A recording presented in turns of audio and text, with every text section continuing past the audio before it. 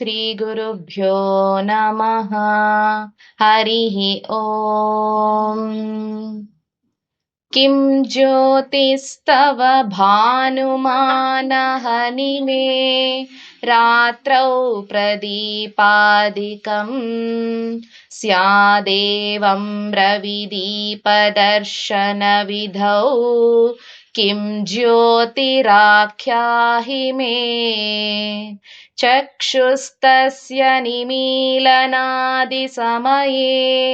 किं धीर्धियो दर्शने किं तत्राहमतो भवान् परमकं ज्योतिस्तदस्मि प्रभो।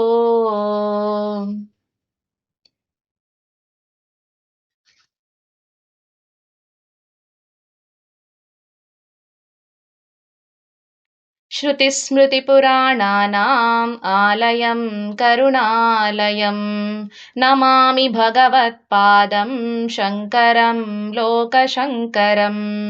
शङ्करं शङ्कराचार्यं केशवं बादरायणं सूत्रभाष्यकृतौ वन्दे भगवन्तौ पुनः पुनः। सदाशिवसमारम्भां शङ्कराचार्यमध्यमाम् अस्मदाचार्यपर्यन्तां वन्दे गुरुपरम्पराम्। वन्दे गुरुपरम्पराम्।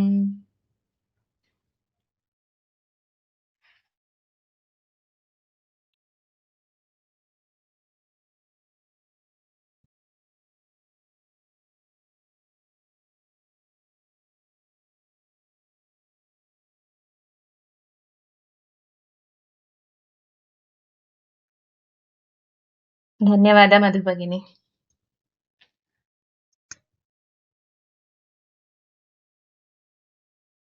ಓಕೆ, ಶುರು ಮಾಡೋಣ. ಎಲ್ರೂ ಕೂಡ ಫಸ್ಟ್ ಕ್ಲಾಸ್ ಇದು.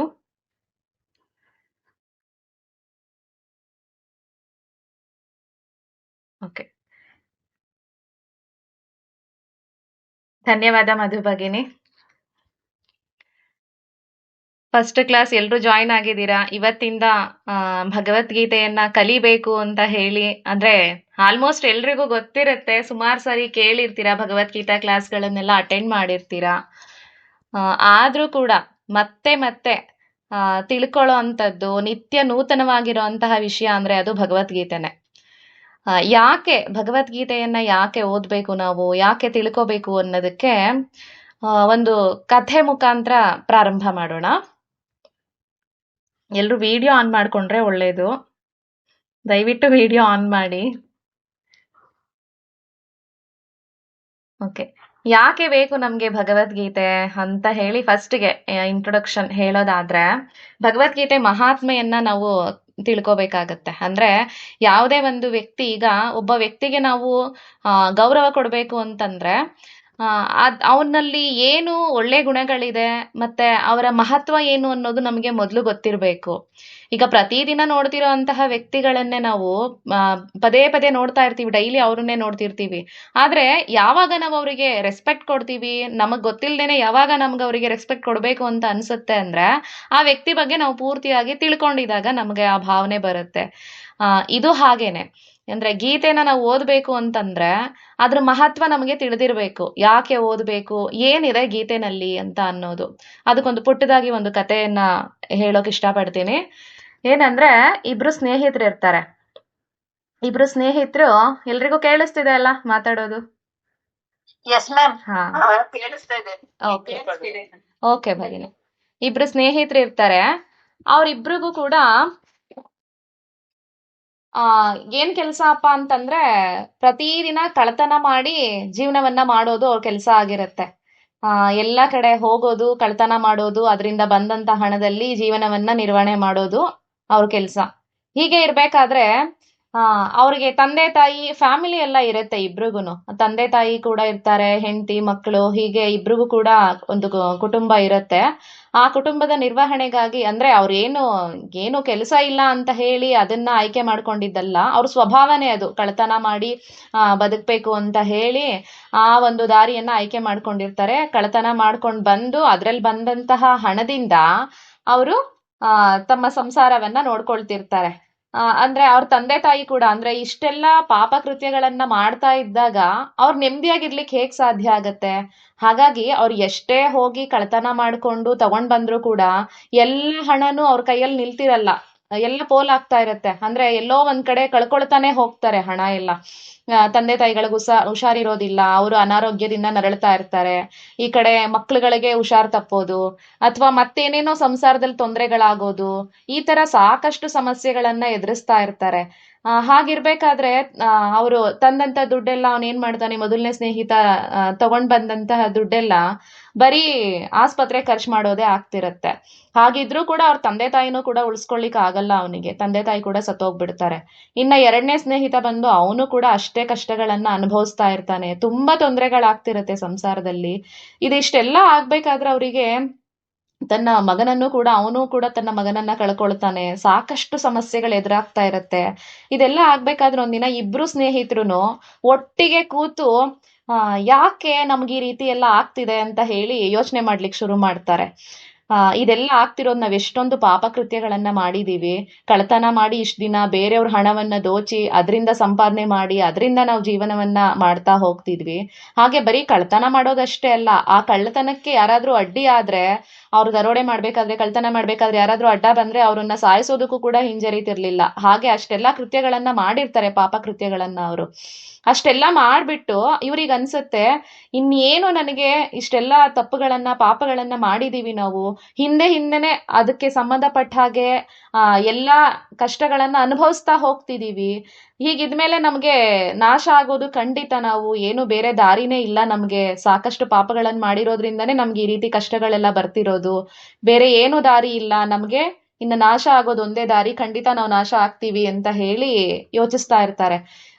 ಅವಾಗ ಮತ್ತೊಬ್ಬ ಸ್ನೇಹಿತ ಹೇಳ್ತಾನೆ, ಇಲ್ಲ ನೀನ್ ಆ ರೀತಿ ಆ ತರ ಎಲ್ಲ ಯೋಚನೆ ಮಾಡ್ಬೇಡ. ಯಾಕಂದ್ರೆ ಪ್ರತಿಯೊಂದು ಸಮಸ್ಯೆಗೂ ಕೂಡ ಒಂದ್ ಪರಿಹಾರ ಅನ್ನೋದು ಇದ್ದೇ ಇರತ್ತೆ. ದಯವಿಟ್ಟು ಎಲ್ರು ಮ್ಯೂಟ್ ಮಾಡ್ಕೊಳ್ಳಿ. ಅಮೃತ ಭಗಿನಿ ಮ್ಯೂಟ್ ಮಾಡಿ. ಪ್ರತಿಯೊಂದು ಸಮಸ್ಯೆಗೂ ಕೂಡ ಒಂದು ಪರಿಹಾರ ಅನ್ನೋದು ಇದ್ದೇ ಇರತ್ತೆ. ಹಾಗಾಗಿ ಇವತ್ತು ನಮ್ಮ ಸಮಸ್ಯೆ ಏನಿದೆ, ಇಷ್ಟೆಲ್ಲಾ ಕಷ್ಟಗಳಿಂದ ನರಳ್ತಿದೀವಲ್ವಾ, ಇದಕ್ಕೂ ಏನಾದ್ರೂ ಒಂದು ಪರಿಹಾರ ಅನ್ನೋದನ್ನ ಇಟ್ಟಿರ್ತಾರೆ. ಏನಾದ್ರೂ ಪರಿಹಾರ ಸಿಕ್ಕೇ ಸಿಗತ್ತೆ. ಹಾಗಾಗಿ ನಾವ್ ಅದನ್ನ ಹೇಗೆ ನಮ್ಮ ಸಮಸ್ಯೆಗಳಿಂದ ನಾವು ಪಾರಾಗೋದು ಅನ್ನೋದನ್ನ ತಿಳ್ಕೊಳ್ಳೋಣ ಅಂತ ಹೇಳಿ ಇಬ್ರು ಸ್ನೇಹಿತರು ಕೂಡ ಹೇಗ್ ತಿಳ್ಕೊಳ್ಳೋದು ಇವಾಗ? ಯಾರಾದ್ರೂ ಒಬ್ರು ಗುರುಗಳು ಬೇಕಲ್ವಾ ನಮ್ಮ ಸಮಸ್ಯೆಗಳಿಗೆ. ನಾವೇನಾದ್ರೂ ಸಮಸ್ಯೆ ಬಂದ್ರೆ ಜ್ಯೋತಿಷಿಗಳ ಹತ್ರ ಹೋಗ್ತೀವಿ, ಕೇಳ್ತೀವಿ ಏನ್ ಇದಕ್ಕೆ ಪರಿಹಾರ ಅಂತ ಹೇಳಿ. ಅವರು ಹಾಗೇನೆ ಯಾರಾದ್ರೂ ಒಬ್ಬ ಒಳ್ಳೆ ಗುರು ಸಿಗ್ತಾರೇನೋ, ಹುಡ್ಕೊಂಡು ಹೋಗೋಣ ಅಂತ ಹೇಳಿ ಆಶ್ರಮಗಳಿಗೆಲ್ಲ ಹುಡುಕ್ಲಿಕ್ಕೆ ಅಂತ ಹೇಳಿ ಅವರು ಒಂದು ಕಾಡಿಗೆ ಹೋಗ್ತಾರೆ. ಆ ಕಾಡಲ್ಲಿ ಒಂದು ಆಶ್ರಮ ಇರುತ್ತೆ, ಗುರುಗಳ ಆಶ್ರಮ. ಇವ್ರಲ್ಲಿ ಹೋಗೋ ಅಂತ ಸಮಯಕ್ಕೆ ಅಲ್ಲಿ ಯಾವ್ದೋ ಒಂದು ವಿಚಾರವಾಗಿ ಪ್ರವಚನ ನಡೀತಾ ಇರುತ್ತೆ. ಇವ್ರಲ್ಲಿ ಹೋಗಿ ಕೂತ್ಕೊಳ್ತಾರೆ. ಇಬ್ರು ಸ್ನೇಹಿತರುನು ಹೋಗ್ತಾರೆ. ಇವರಿಗೆ ಎಷ್ಟು ಮಟ್ಟಿಗೆ ಅದನ್ನ ಕೇಳ್ತಾ ಇದ್ರೆ ಎಷ್ಟು ಖುಷಿ ಆಗತ್ತೆ ಇವರಿಗೆ ಅಂತಂದ್ರೆ, ಅವರು 3-4 ಗಂಟೆಗಳ ಕಾಲ ಕಂಟಿನ್ಯೂಸ್ ಆಗಿ ಪ್ರವಚನ ಮಾಡ್ತಾ ಇದ್ರು ಕೂಡ ಅದನ್ನ ಕೇಳ್ತಾ ಮೈ ಮರೆತು ಅಲ್ಲೇ ಕುತ್ಕೊಂಡ್ ಬಿಡ್ತಾರೆ ಅವರು. ಅವಾಗ ಅವ್ರಿಗೆ ಏನೋ ಒಂಥರ ಸಮಾಧಾನ, ಏನೋ ಒಂಥರ ಶ್ರದ್ಧೆ. ಎಷ್ಟು ಚೆನ್ನಾಗಿದೆ ಅಲ್ವಾ ಇದು ಇವ್ರು ಹೇಳ್ತಿರೋ ಅಂತ ಪ್ರವಚನ ಅಂತ ಹೇಳಿ ಕೇಳ್ತಾ ಕೂತ್ಬಿಡ್ತಾರೆ. ಅವಾಗ ಏನಾಗುತ್ತೆ, ಎಲ್ಲ ಮುಗಿದ ನಂತರ ಗುರುಗಳು ಹೇಳ್ತಾರೆ, ಯಾರು ಇಷ್ಟೊತ್ತು ಈ ಒಂದು ಜ್ಞಾನವನ್ನ ಸರಿಯಾಗಿ ಕೇಳಿಸ್ಕೊಂಡಿದ್ದೀರಾ, ಶ್ರದ್ಧೆಯಿಂದ ಕೇಳಿದೀರಾ, ಅವ್ರ ಎಲ್ಲಾ ಪಾಪವೂ ಕೂಡ ನಶಿಸಿ ಹೋಗುತ್ತೆ. ನೀವು ಸಂಸಾರದಲ್ಲಿ ಮತ್ತೆ ಯಾವ ಒಂದು ಇದಕ್ಕೂ ಕೂಡ ಕಷ್ಟಗಳಿಗೂ ಕೂಡ ಗುರಿಯಾಗೋದಿಲ್ಲ. ನಿಮ್ಮೆಲ್ಲಾ ಸಮಸ್ಯೆಗಳು ಪರಿಹಾರ ಆಗಿ ನಿಮ್ಮ ಎಲ್ಲಾ ಪಾಪಗಳು ಕೂಡ ನಾಶವಾಗಿ ನೀವು ಸುಖವನ್ನ ಕಾಣ್ತೀರಾ ಅಂತ ಹೇಳ್ತಾರೆ. ಇವರಿಗೆ ತುಂಬಾ ಖುಷಿ ಆಗ್ಬಿಡುತ್ತೆ.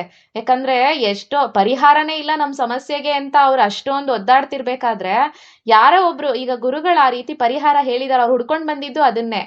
ನಾವು ಮಾಡಿರೋ ತಪ್ಪಿಗೆ, ನಾವು ಮಾಡಿರೋಂತಹ ಪಾಪಗಳಿಗೂ ಕೂಡ ಪರಿಹಾರ ಇದೆ ಅಂತ ಯಾವಾಗ ಯಾವಾಗ ಗುರುಗಳು ಹೇಳಿದ್ರು ತುಂಬಾನೇ ಖುಷಿ ಆಗ್ಬಿಡತ್ತೆ ಇವ್ರಿಗೆ. ಅದಕ್ಕೆ ಇಬ್ರು ಹೋಗಿ ಗುರುಗಳ ಹತ್ರ ಕೇಳ್ತಾರೆ, ನೀವು ಹೇಳಿದ್ದು ನಿಜನಾ ಗುರುಗಳೇ? ನಾವ್ ಏನೇ ಪಾಪ ಮಾಡಿದ್ರು ಈಗ ನಾವು ಕೇಳಿರೋ ಅಂತಹ ನಿಮ್ಮ ಬೋಧನೆಯಿಂದ, ನೀವು ಇಷ್ಟೊತ್ತು ಬೋಧನೆ ಮಾಡಿದ್ರಿ ಅಲ್ಲ, ಇದನ್ ಕೇಳಿದ್ರಿಂದ, ಈ ಜ್ಞಾನವನ್ನ ನಾವು ಕೇಳೋದ್ರಿಂದಾಗಿ ನಮ್ ಪಾಪಗಳೆಲ್ಲ ಪರಿಹಾರ ಆಗತ್ತಾ? ಹಾಗಿದ್ರೆ ಇನ್ ಮುಂದೆ ನಾವು ಸಂತೋಷವಾಗಿರ್ತೀವಾ ಅಂತ ಹೇಳಿ, ನಮ್ ಜೀವನದಲ್ಲೂ ಕೂಡ ಒಳ್ಳೆ ಕ್ಷಣಗಳು ಬರುತ್ತಾ ಅಂತ ಹೇಳಿ ಕೇಳ್ತಾರೆ. ಅದಕ್ಕೆ ಗುರುಗಳು ಹೇಳ್ತಾರೆ, ಖಂಡಿತ ಬರುತ್ತೆ. ನೀವು ಈ ಜ್ಞಾನವನ್ನ ಯಾವಾಗ ಶ್ರದ್ಧೆ ಭಕ್ತಿಯಿಂದ ಕೇಳಿದ್ರೋ ಆಗ್ಲೇ ನಿಮ್ಮೆಲ್ಲಾ ಪಾಪಗಳು ಕೂಡ ನಾಶವಾಗಿ ಹೋಯ್ತು. ಇನ್ ಮುಂದೆ ನಿಮ್ಗೆ ಯಾವ ತೊಂದರೆಗಳು ಕೂಡ ಬರೋದಿಲ್ಲ. ನೀವು ಸತ್ಯವಾಗ್ಲೂ ಕೂಡ ಸಂತೋಷವಾಗಿರ್ತೀರಾ, ನಿಮ್ಗೇನು ಆಗಲ್ಲ. ಹೋಗಿ ಇನ್ ಮುಂದೆ ನಿಮ್ ಸಮಸ್ಯೆಗಳೆಲ್ಲ ಬಗೆಹರಿತು ಅಂತ ಅನ್ಕೊಳ್ಳಿ. ನಿಮ್ಮ ಪಾಪಗಳೆಲ್ಲ ಕೂಡ ಇಲ್ಲಿಗೆ ನಾಶ ಆಗಿದೆ, ಇನ್ ಮುಂದೆ ಬರೋದೆಲ್ಲ ಒಳ್ಳೆ ದಿನಗಳೇ ಅಂತ ಹೇಳಿ ಗುರುಗಳ ಆಶೀರ್ವಾದ ಮಾಡಿ ಅವರಿಗೆ ಕಳಿಸ್ಕೊಡ್ತಾರೆ. ಅವರಿಗೂ ಕೂಡ ಖುಷಿ ಆಗತ್ತೆ, ಮನೆಗೆ ಬರ್ತಾರೆ.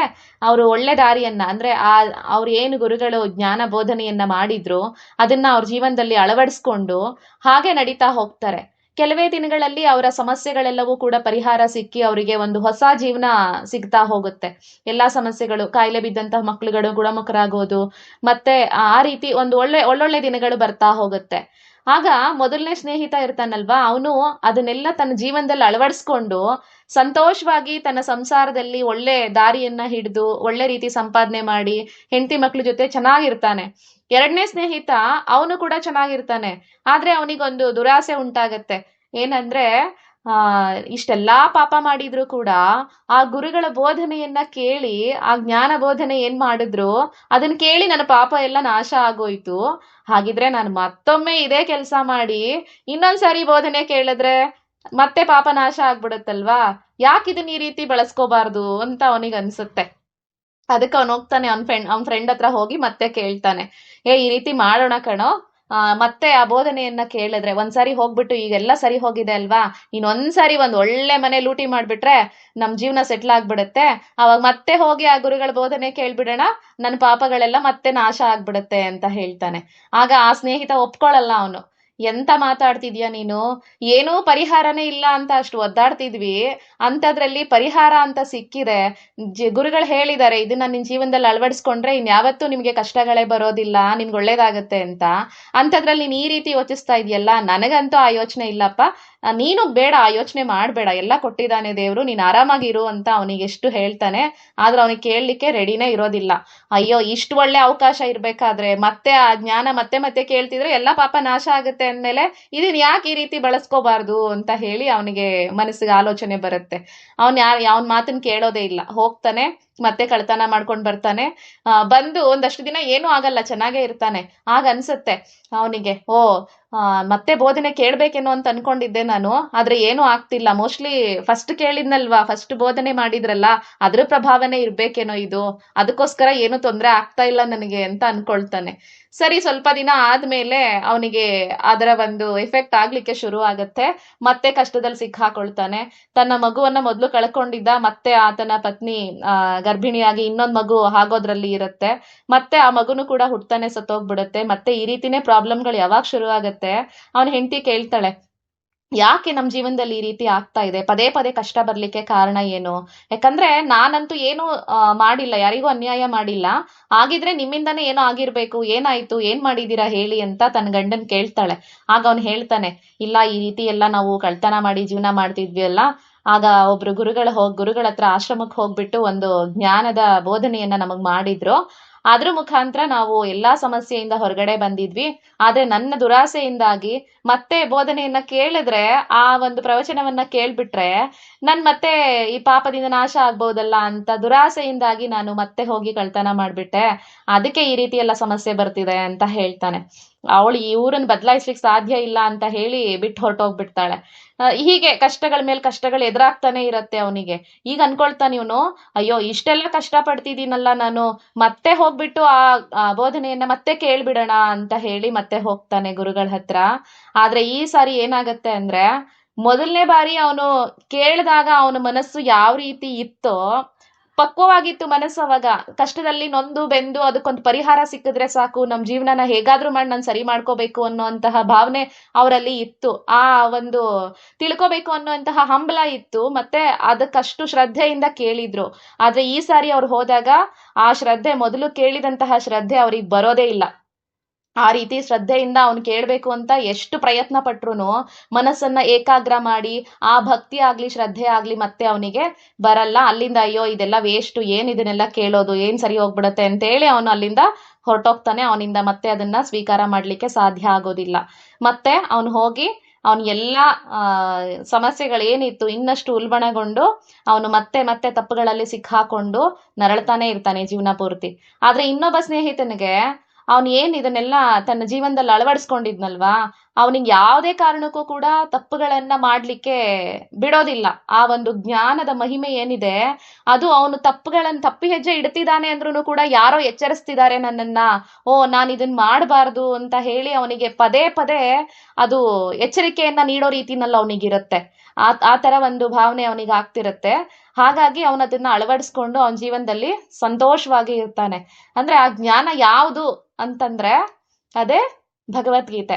ಗುರುಗಳು ಬೋಧನೆ ಮಾಡಿದ್ರಲ್ವಾ, ಈ ಭಗವದ್ಗೀತೆಯ ಜ್ಞಾನ ಏನಿದೆ ಇದೇ ನಮ್ಮನ್ನ ತಪ್ಪುಗಳನ್ನ ಮಾಡ್ಬೇಕಾದ್ರೆ ನಮ್ಮನ್ನ ಎಚ್ಚರಿಸಿ ಇದನ್ನ ಮಾಡಬಾರ್ದು ಅಂತ ಹೇಳಿ ಒಳ್ಳೆ ದಾರಿನಲ್ಲಿ ತಗೊಂಡೋಗೋ ಅಂತಹದ್ದು. ಮತ್ತೆ ನಮ್ ಎಲ್ಲಾ ಪಾಪಗಳನ್ನ ಇದುವರೆಗೂ ನಮಗ್ ಗೊತ್ತಿದ್ದೋ ಗೊತ್ತಿಲ್ದೇನೋ ಸಾಕಷ್ಟು ತಪ್ಪುಗಳನ್ನ ಮಾಡ್ಬಿಟ್ಟಿರ್ತೀವಿ.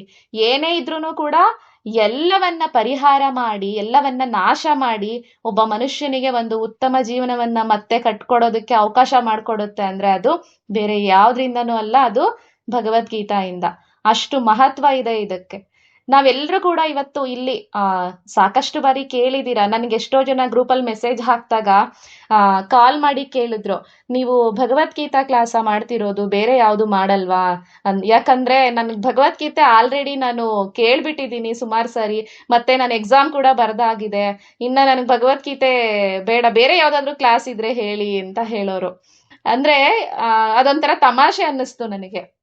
ಯಾಕೆ ಅಂತಂದ್ರೆ ಯಾವ್ದನ್ನ ನಾವು ಜೀವನ ಪೂರ್ತಿ ಓದಿದ್ರು ಕೂಡ, ಜೀವನ ಪೂರ್ತಿ ಅಧ್ಯಯನ ಮಾಡ್ತಿದ್ರು ಕೂಡ ಪೂರ್ತಿಯಾಗಿ ತಿಳಿಯೋದಕ್ಕೆ ಸಾಧ್ಯ ಇಲ್ವೋ ಅಂಥದನ್ನ ನಾವ್ ಅನ್ಕೊಂಡಿರ್ತೀವಿ. ಆಗ್ಲೇ ಓದಿ ಮುಗಿಸ್ಬಿಟ್ಟಿದೀನಿ, ನಂದು ಕೋರ್ಸ್ ತಗೊಂಡಿದ್ದೆ, ನಾನು 2 ವರ್ಷ ಮುಗ್ದೋಗ್ಬಿಡ್ತು, ನಾನು ಇದ್ರ ಬಗ್ಗೆ ತಿಳ್ಕೊಂಡಿದ್ದೀನಿ, ಇನ್ನ ಇದ್ರ ಅವಶ್ಯಕತೆ ನನಗಿಲ್ಲ ಅಂತ ನಾವ್ ಅನ್ಕೊಂಡ್ಬಿಡ್ತೀವಿ.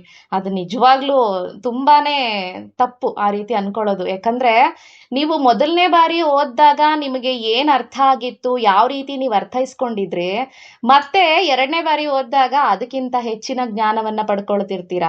ಅದು ಹಳೇದು ನಾನು ಕೇಳಿದ್ದೆ ಅಂತ ಯಾವತ್ತಿಗೂ ಕೂಡ ಅನ್ನಿಸ್ದೇ ಇರೋಂತಹ ಒಂದು ಗ್ರಂಥ ಅಂದ್ರೆ ಅದು ಭಗವದ್ಗೀತೆ. ಇದು ಅಷ್ಟು ಅಂದ್ರೆ ತಿಳ್ಕೋಬೇಕು ಅಂತಂದ್ರೆ ಅಷ್ಟು ಸುಲಭವಾದ ಒಂದು ಮಾರ್ಗ ಅಲ್ಲ ಇದು. ಯಾಕಂದ್ರೆ ನಾವ್ ಏನೇ ಒಂದು ಮಾಡ್ಬೇಕು ಅಂದ್ರೂ ಒಂದು ಮಾತು ಹೇಳ್ತಾರೆ ಸಂಸ್ಕೃತದಲ್ಲಿ, ಅಭ್ಯಾಸ ಸಾರಿಣಿ ವಿದ್ಯಾ ಬುದ್ಧಿ ಕರ್ಮಾನುಸಾರಿಣಿ ಅಂತ. ಕೇಳಿಸ್ತು ಅನ್ಸ್ಕೊಳ್ತೀನಿ. ಅಭ್ಯಾಸ ಸಾರಿಣಿ ವಿದ್ಯಾ ಬುದ್ಧಿ ಕರ್ಮಾನುಸಾರಿಣಿ ಅಂತ. ಅಂದ್ರೆ ನಾವ್ ಏನೇ ಕೆಲಸ ಮಾಡ್ಬೇಕಂತ ಅನ್ಕೊಂಡಿರ್ಲಿ, ಯಾವುದೇ ಒಂದು IAS IPS ಅಥವಾ ಡಾಕ್ಟರ್ ಆಗ್ಬೇಕಂತನೋ ಇಂಜಿನಿಯರ್ ಆಗ್ಬೇಕಂತನೋ ಕಷ್ಟಪಟ್ಟು ಓದಿ, ಎಷ್ಟು ಜನ ಇದ್ದಾರೆ ಆ ತರ ಸಕ್ಸಸ್ ಆಗಿರೋರಲ್ವಾ. ಕಷ್ಟಪಟ್ಟು ಓದಿ ಒಂದು ಹುದ್ದೆಯನ್ನ ಒಳ್ಳೆ ಪೊಸಿಷನ್ನ ನಾವು ಸಂಪಾದನೆ ಮಾಡ್ಕೊಂಡ್ ಬಿಡ್ಬಹುದು, ಒಂದ್ ಒಳ್ಳೆ ಕೆಲಸವನ್ನ ನಾವು ಪಡ್ಕೊಂಡ್ ಬಿಡ್ಬಹುದು. ಅಥವಾ ಕಷ್ಟಪಟ್ಟು ಇನ್ನೇನೋ ಸೂತ್ರಗಳನ್ನೆಲ್ಲ ಪ್ರಾಕ್ಟೀಸ್ ಮಾಡಿ ಇವನ್ ದೊಡ್ಡ ವಿದ್ವಾಂಸ ಅಂತ ಕೂಡ ಅನ್ಸ್ಕೊಂಡ್ ಬಿಡ್ಬಹುದು. ಆದ್ರೆ ಆಧ್ಯಾತ್ಮಿಕತೆಯಲ್ಲಿ ಈ ಸ್ಪಿರಿಚುವಲ್ ಲೈಫ್ಗೆ ನೀವು ಎಂಟ್ರಿ ಆಗ್ಬೇಕು ಅಂತಂದ್ರೆ ಅದು ನಮ್ಮ ಕರ್ಮಗಳ ಮುಖಾಂತರ ಮಾತ್ರ. ಆ ಬುದ್ಧಿ ಒಳ್ಳೆ ಬುದ್ಧಿ ಆಧ್ಯಾತ್ಮಿಕತೆಯಲ್ಲಿ ತೊಡಗಿಸ್ಕೊಳ್ಬೇಕು ನಮ್ಮನ್ನ. ಇದನ್ನ ನಾವು ಭಗವದ್ಗೀತೆ ಎಂಬಂತಹ ಜ್ಞಾನವನ್ನ ನಾವು ತಿಳಿಬೇಕು ಅಂದ್ರೆ ಅದು ಕೇವಲ ಕರ್ಮದಿಂದ ಬರ್ಬೇಕು ಆ ಬುದ್ಧಿ ಅಂತ. ಅಭ್ಯಾಸ ಸಾರಿಣಿ ವಿದ್ಯಾ ಅಂದ್ರೆ ಅಭ್ಯಾಸ ಮಾಡಿದ್ರೆ ವಿದ್ಯೆ ಪ್ರಾಪ್ತಿ ಆಗತ್ತೆ, ಆದ್ರೆ ಬುದ್ಧಿ ಅನ್ನೋದು ಅಭ್ಯಾಸ ಮಾಡಿದ್ರೆ ಬರಲ್ಲ, ಅದೇನಿದ್ರು ಕರ್ಮಕ್ಕನುಗುಣವಾಗೇ ಬರೋದು ಅಂತ. ನಮ್ಮ ಪಾಪಗಳೆಲ್ಲ ಕಳೆದಿದ್ದಾಗ ಮಾತ್ರ, ನಮ್ಮಲ್ಲಿ ಆ ಒಂದು ಒಳ್ಳೆ ದಿನಗಳು ಮೂಡಿ ಬರ್ತಿದೆ ಅಂದಾಗ ಮಾತ್ರ ಆ ಜ್ಞಾನ ನಮಗೆ ಸಿಗ್ಲಿಕ್ಕೆ ಶುರು ಆಗತ್ತೆ. ನಾವ್ ಅನ್ಕೊಂಡ್ಬಿಡ್ತೀವಿ, ಇಲ್ಲ ನನಗೆ ಸಮಯ ಇಲ್ಲ ಹಾಗಾಗಿ ಭಗವದ್ಗೀತೆ ಓದ್ಲಿಕ್ಕೆ ನಂಗೆ ಆಗ್ತಿಲ್ಲ ಅಂತ. ಎಷ್ಟೋ ಜನ ನಿಮ್ಗೆ ಪುಸ್ತಕಗಳನ್ನ ಗಿಫ್ಟ್ ಆಗಿ ಕೊಟ್ಟಿರ್ಬಹುದು, ಸುಮಾರು ದಿನ ಅದನ್ನ ಮನೆಯಲ್ಲಿ ಇಟ್ಕೊಂಡಿರ್ತೀರಾ, ಆದ್ರೂ ಕೂಡ ಅದನ್ನ ತೆಗೆದು ನೋಡಿರಲ್ಲ. ಯಾಕಂದ್ರೆ ನನಗೇನೋ ಆಸಕ್ತಿ ಇದೆ, ಆದ್ರೆ ಅದನ್ನ ತೆಗೆದು ನೋಡ್ಲಿಕ್ಕೆ ಸಮಯ ಇಲ್ಲ ನನಗೆ ಅಂತ ಅನ್ಕೊಂಡ್ಬಿಟ್ಟಿರ್ತೀರಾ. ನೀವ್ ಅನ್ಕೊಂಡಿರೋ ತಪ್ಪು. ನನಗೆ ಸಮಯ ಇಲ್ಲ, ನಾನು ಅದಕ್ಕೆ ಅದನ್ನ ದೂರ ಇಟ್ಟಿದ್ದೀನಿ ಅಂತ ನೀವ್ ಅನ್ಕೊಂಡಿರ್ಬಹುದು. ಆದ್ರೆ ಸತ್ಯ ಅದಲ್ಲ. ಆ ಒಂದು ಜ್ಞಾನ, ಅದ್ರಲ್ಲಿರೋ ಅಂತಹ ಜ್ಞಾನ, ಆ ಭಗವಂತ ನಮ್ಮನ್ನ ಅವನ ಕಡೆ ಸೆಳೀತಾ ಇಲ್ಲ ಅಷ್ಟೇ. ಅದನ್ನ ನಮ್ಮನ್ನ ಆಯ್ಕೆ ಮಾಡ್ಬೇಕಾಗಿರೋನು ಅವನು.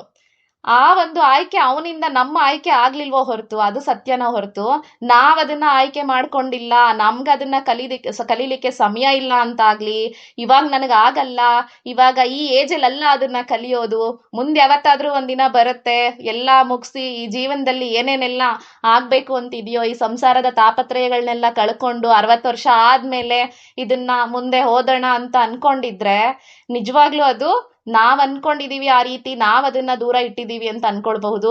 ಖಂಡಿತ ಇಲ್ಲ, ನಾವ್ ಅದನ್ನ ದೂರ ಇಟ್ಟಿರೋದಲ್ಲ, ಅದೇ ನಮ್ಮನ್ನ ದೂರ ಇಟ್ಟಿದೆ ಅನ್ನೋ ಮಾತೆ ಸತ್ಯ.